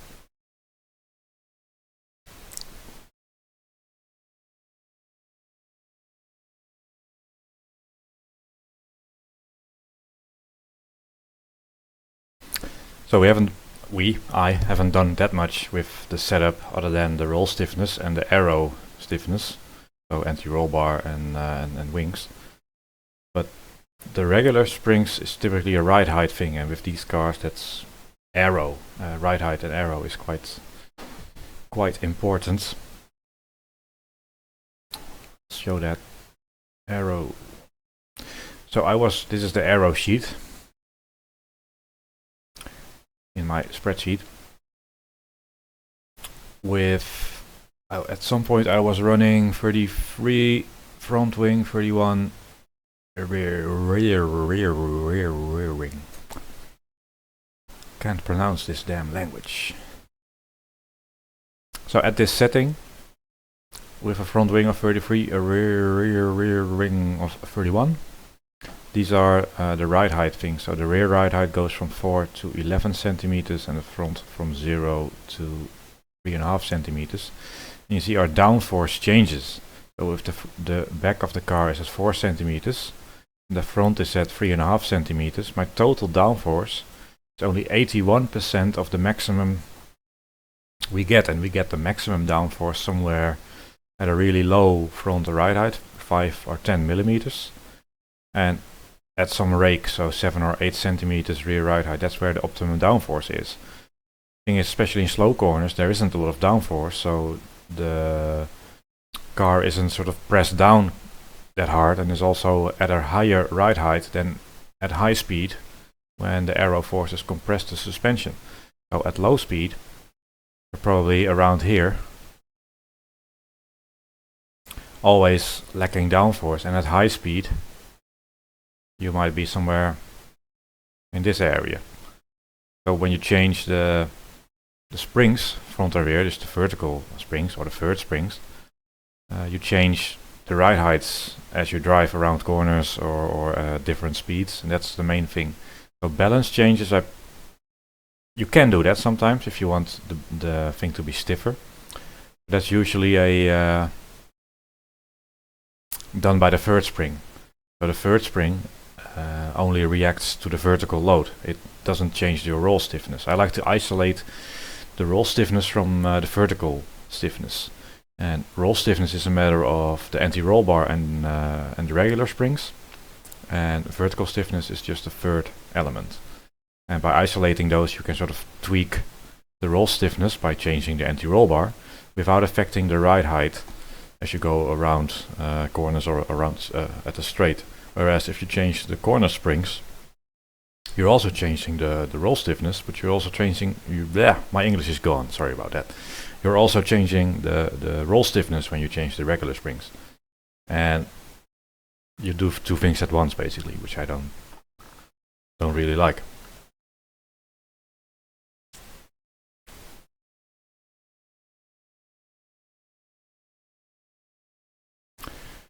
The front wing doesn't stall.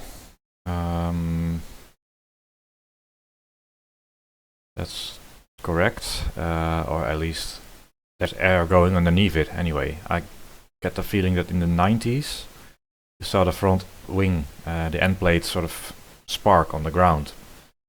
Probably because there was a nice height for them to be relative to the ground, because the wing surface was still above the ground. And I think that's the same with Formula 1 style cars these days. So we get diffuser stall, but not really front wing stall.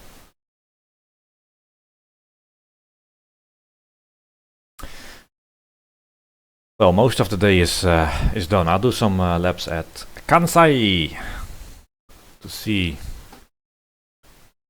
what could possibly go wrong. And I won't forget to switch back to the game, I think. So if you're still watching, this is by no means sort of an official content. It's more a look at what I'm doing on a spare Sunday before getting social with the missus again in a little bit.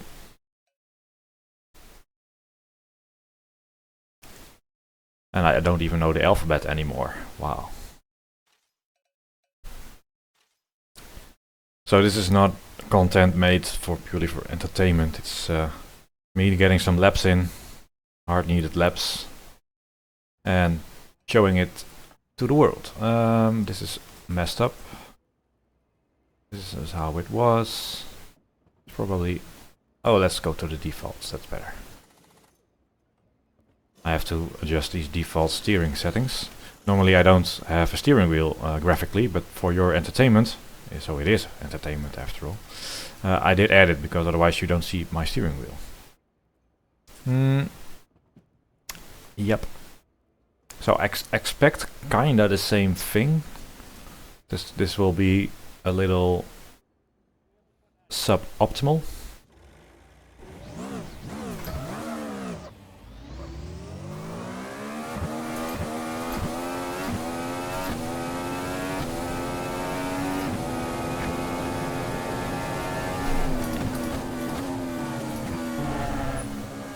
And my lines through these S's are different all the time.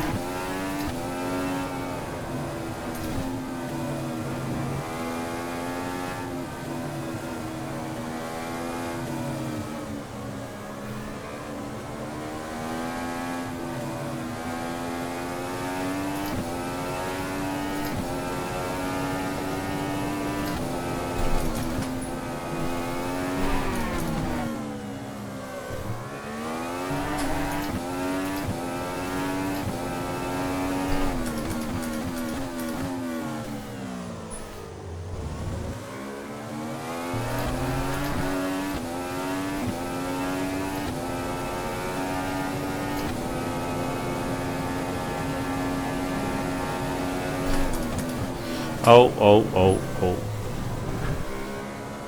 Oh, what? Oh, I was in 6th gear.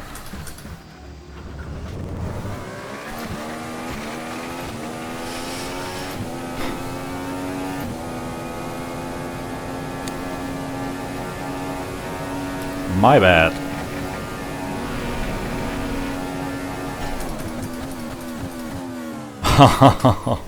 Oh dear.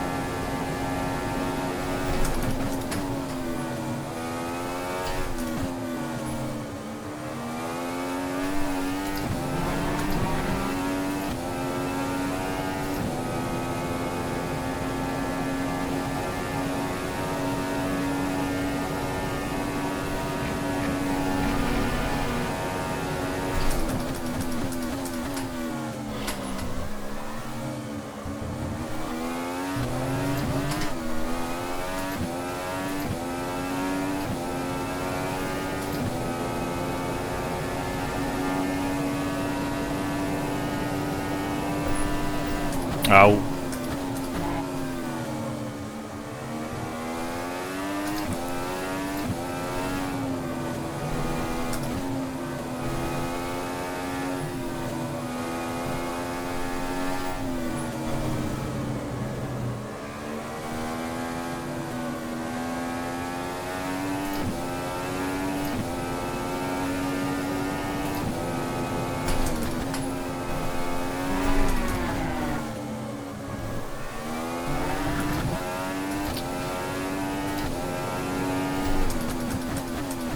Probably the jet lag from traveling from Brazil to Japan.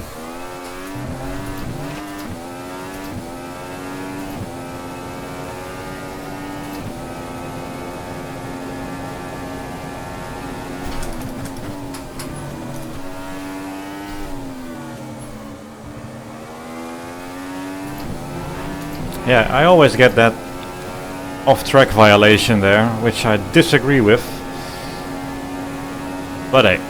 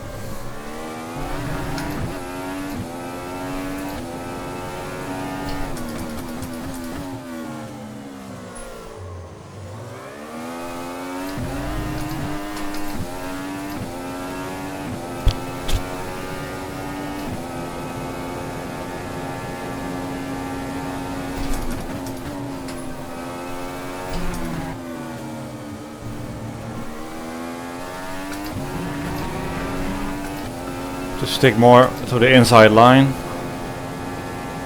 demand a bit less combined braking and turn in. I'm overloading the outside front, I think.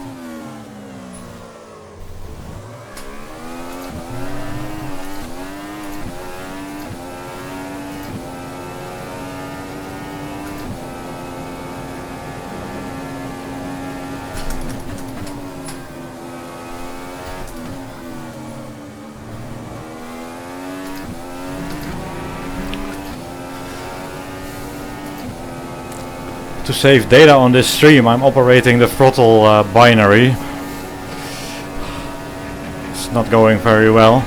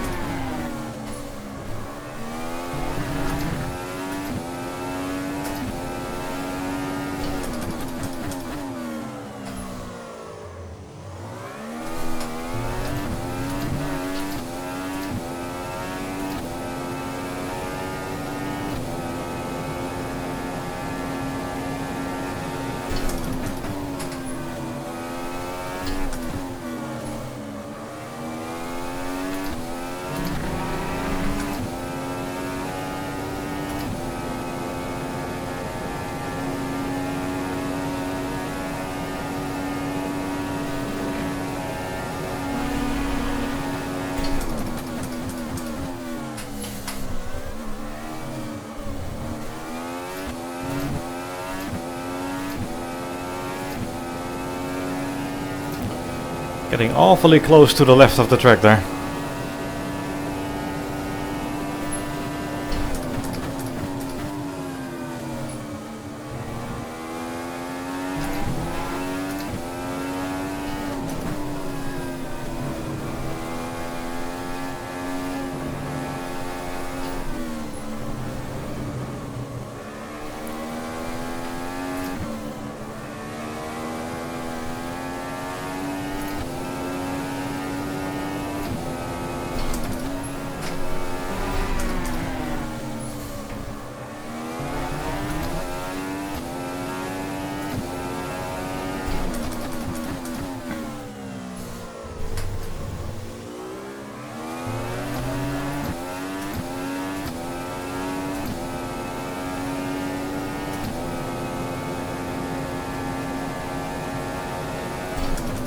Too late.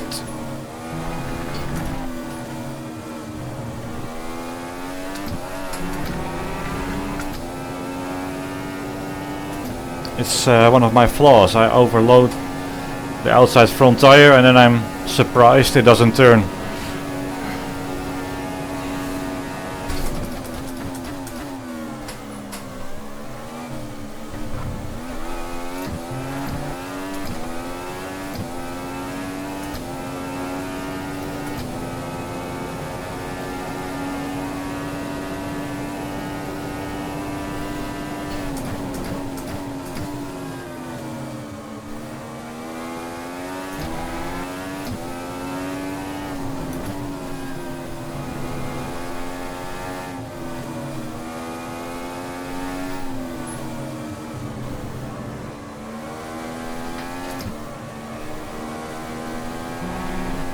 Ooh.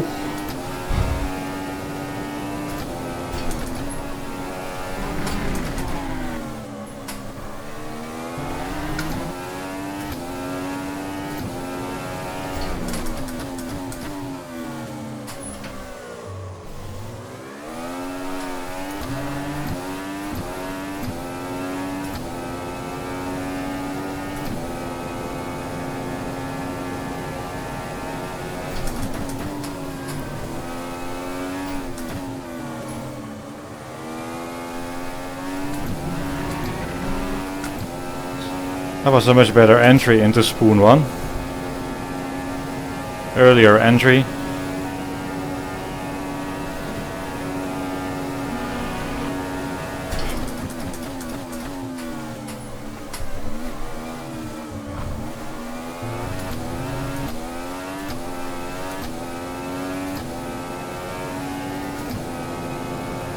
Quite like the chicane, you can really attack it.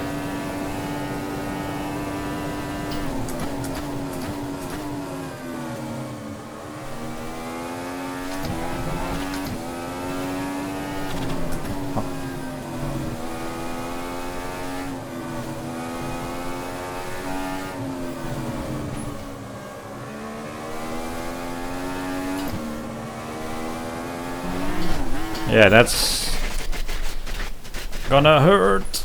Nope, nope, no hurt.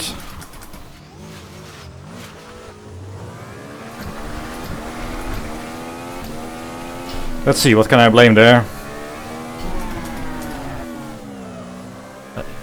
If you can check, Alex is watching. If he isn't, we'll blame the track. Okay, no, let's just blame me.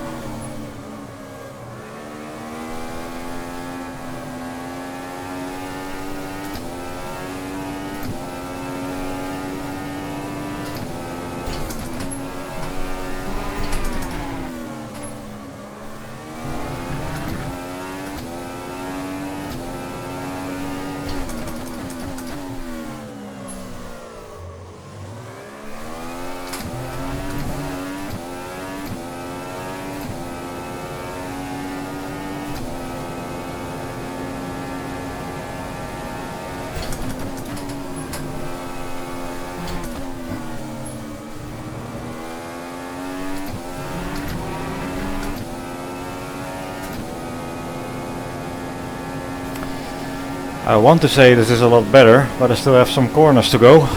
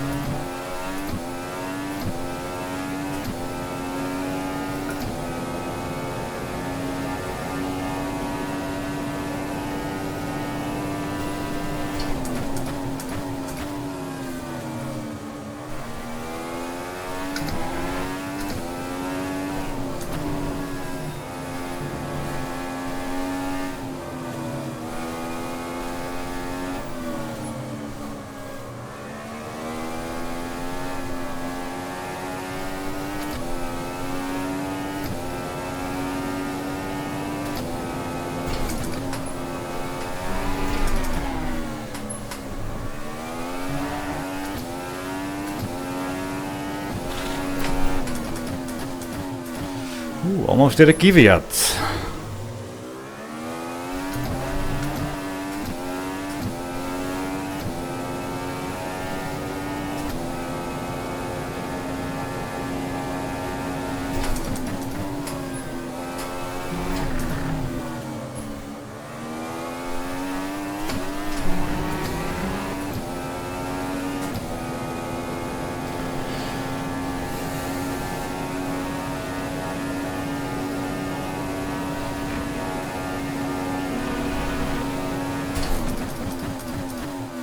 Ah, good braking.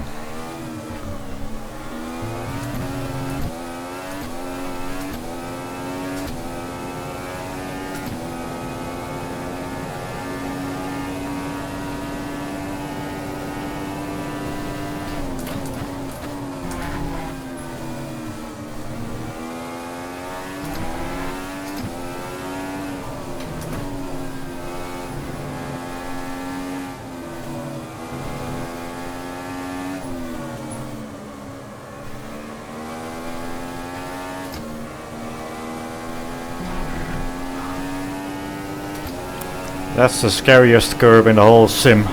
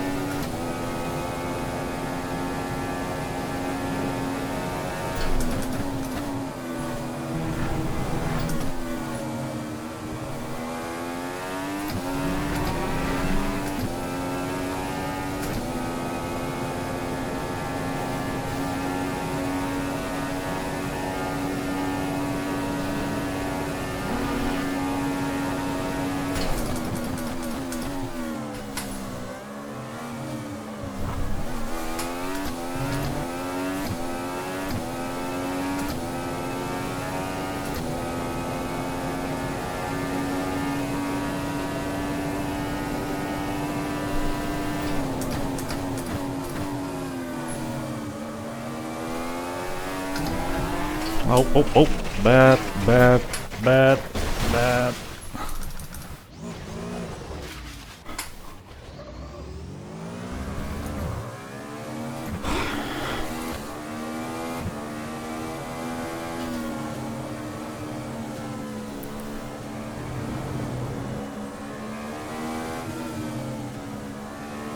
That curve here, if you hit that,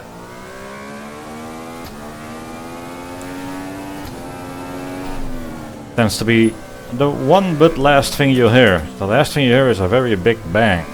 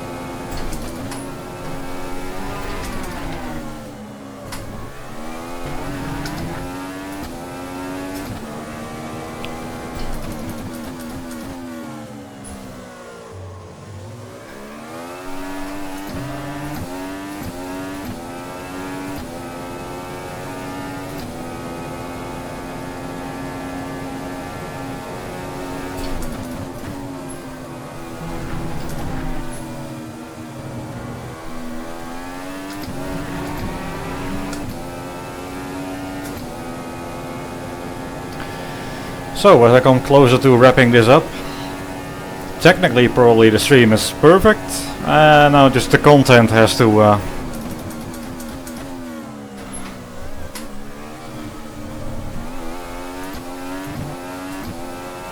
improve.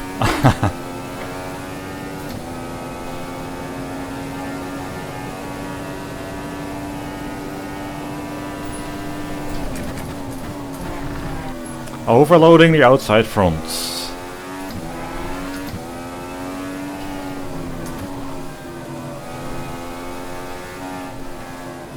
It's my front, so I can do whatever I want.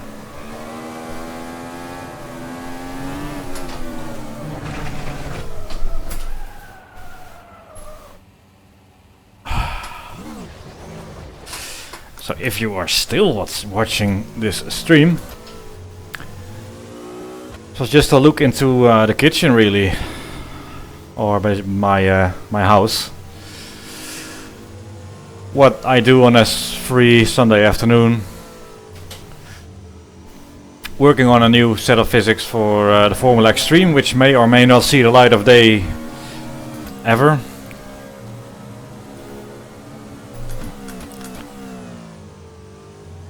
We'll see how it goes down. I realize, as I said before, this isn't really prepared content. Just me doing laps and occasionally talking about it.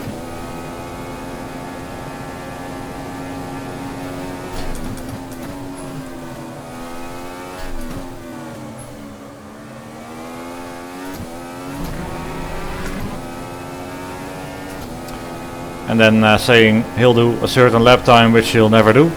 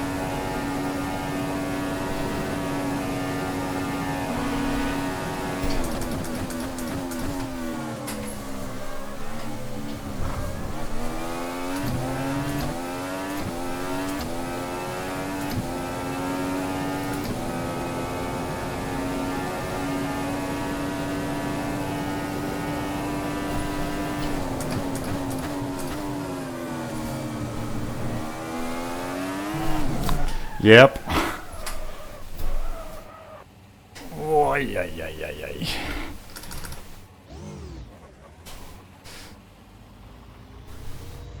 Well, how long have I been here? A couple of hours. It's about time the attention span limit is reached. By you, I'm sure. And my concentration span isn't much better.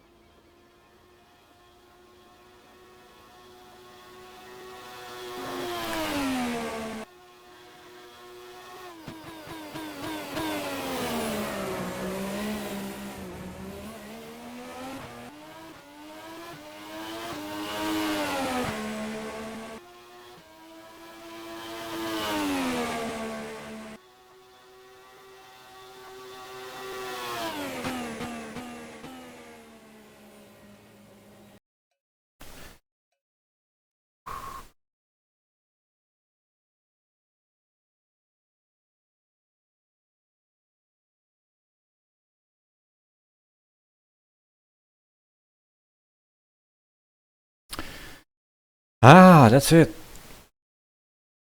Let me just, yeah, I see the attention span of you is sort of dropping away a little as well.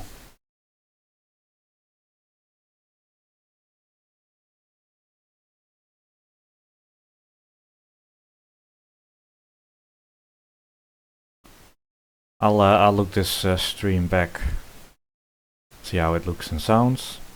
Thanks to my internet connection, I can upload at a pretty high bitrate, so it should look hopefully not that bad. And I'm surprised I don't get any frame rate hit. So I can drive just like I do normally and stream it. We'll see if this is something. I mean, it's easy for me to do. Really easy, in fact. I don't know if it's worthwhile to do more of these, because they won't be content made for the content. They'll be work, quote, work, unquote, with some occasional blurbs streamed. Thank you for watching Duke 3D. Well, that's not a bad idea, but probably have a nice evening with the missus. Getting hungry. It's about 6 o'clock.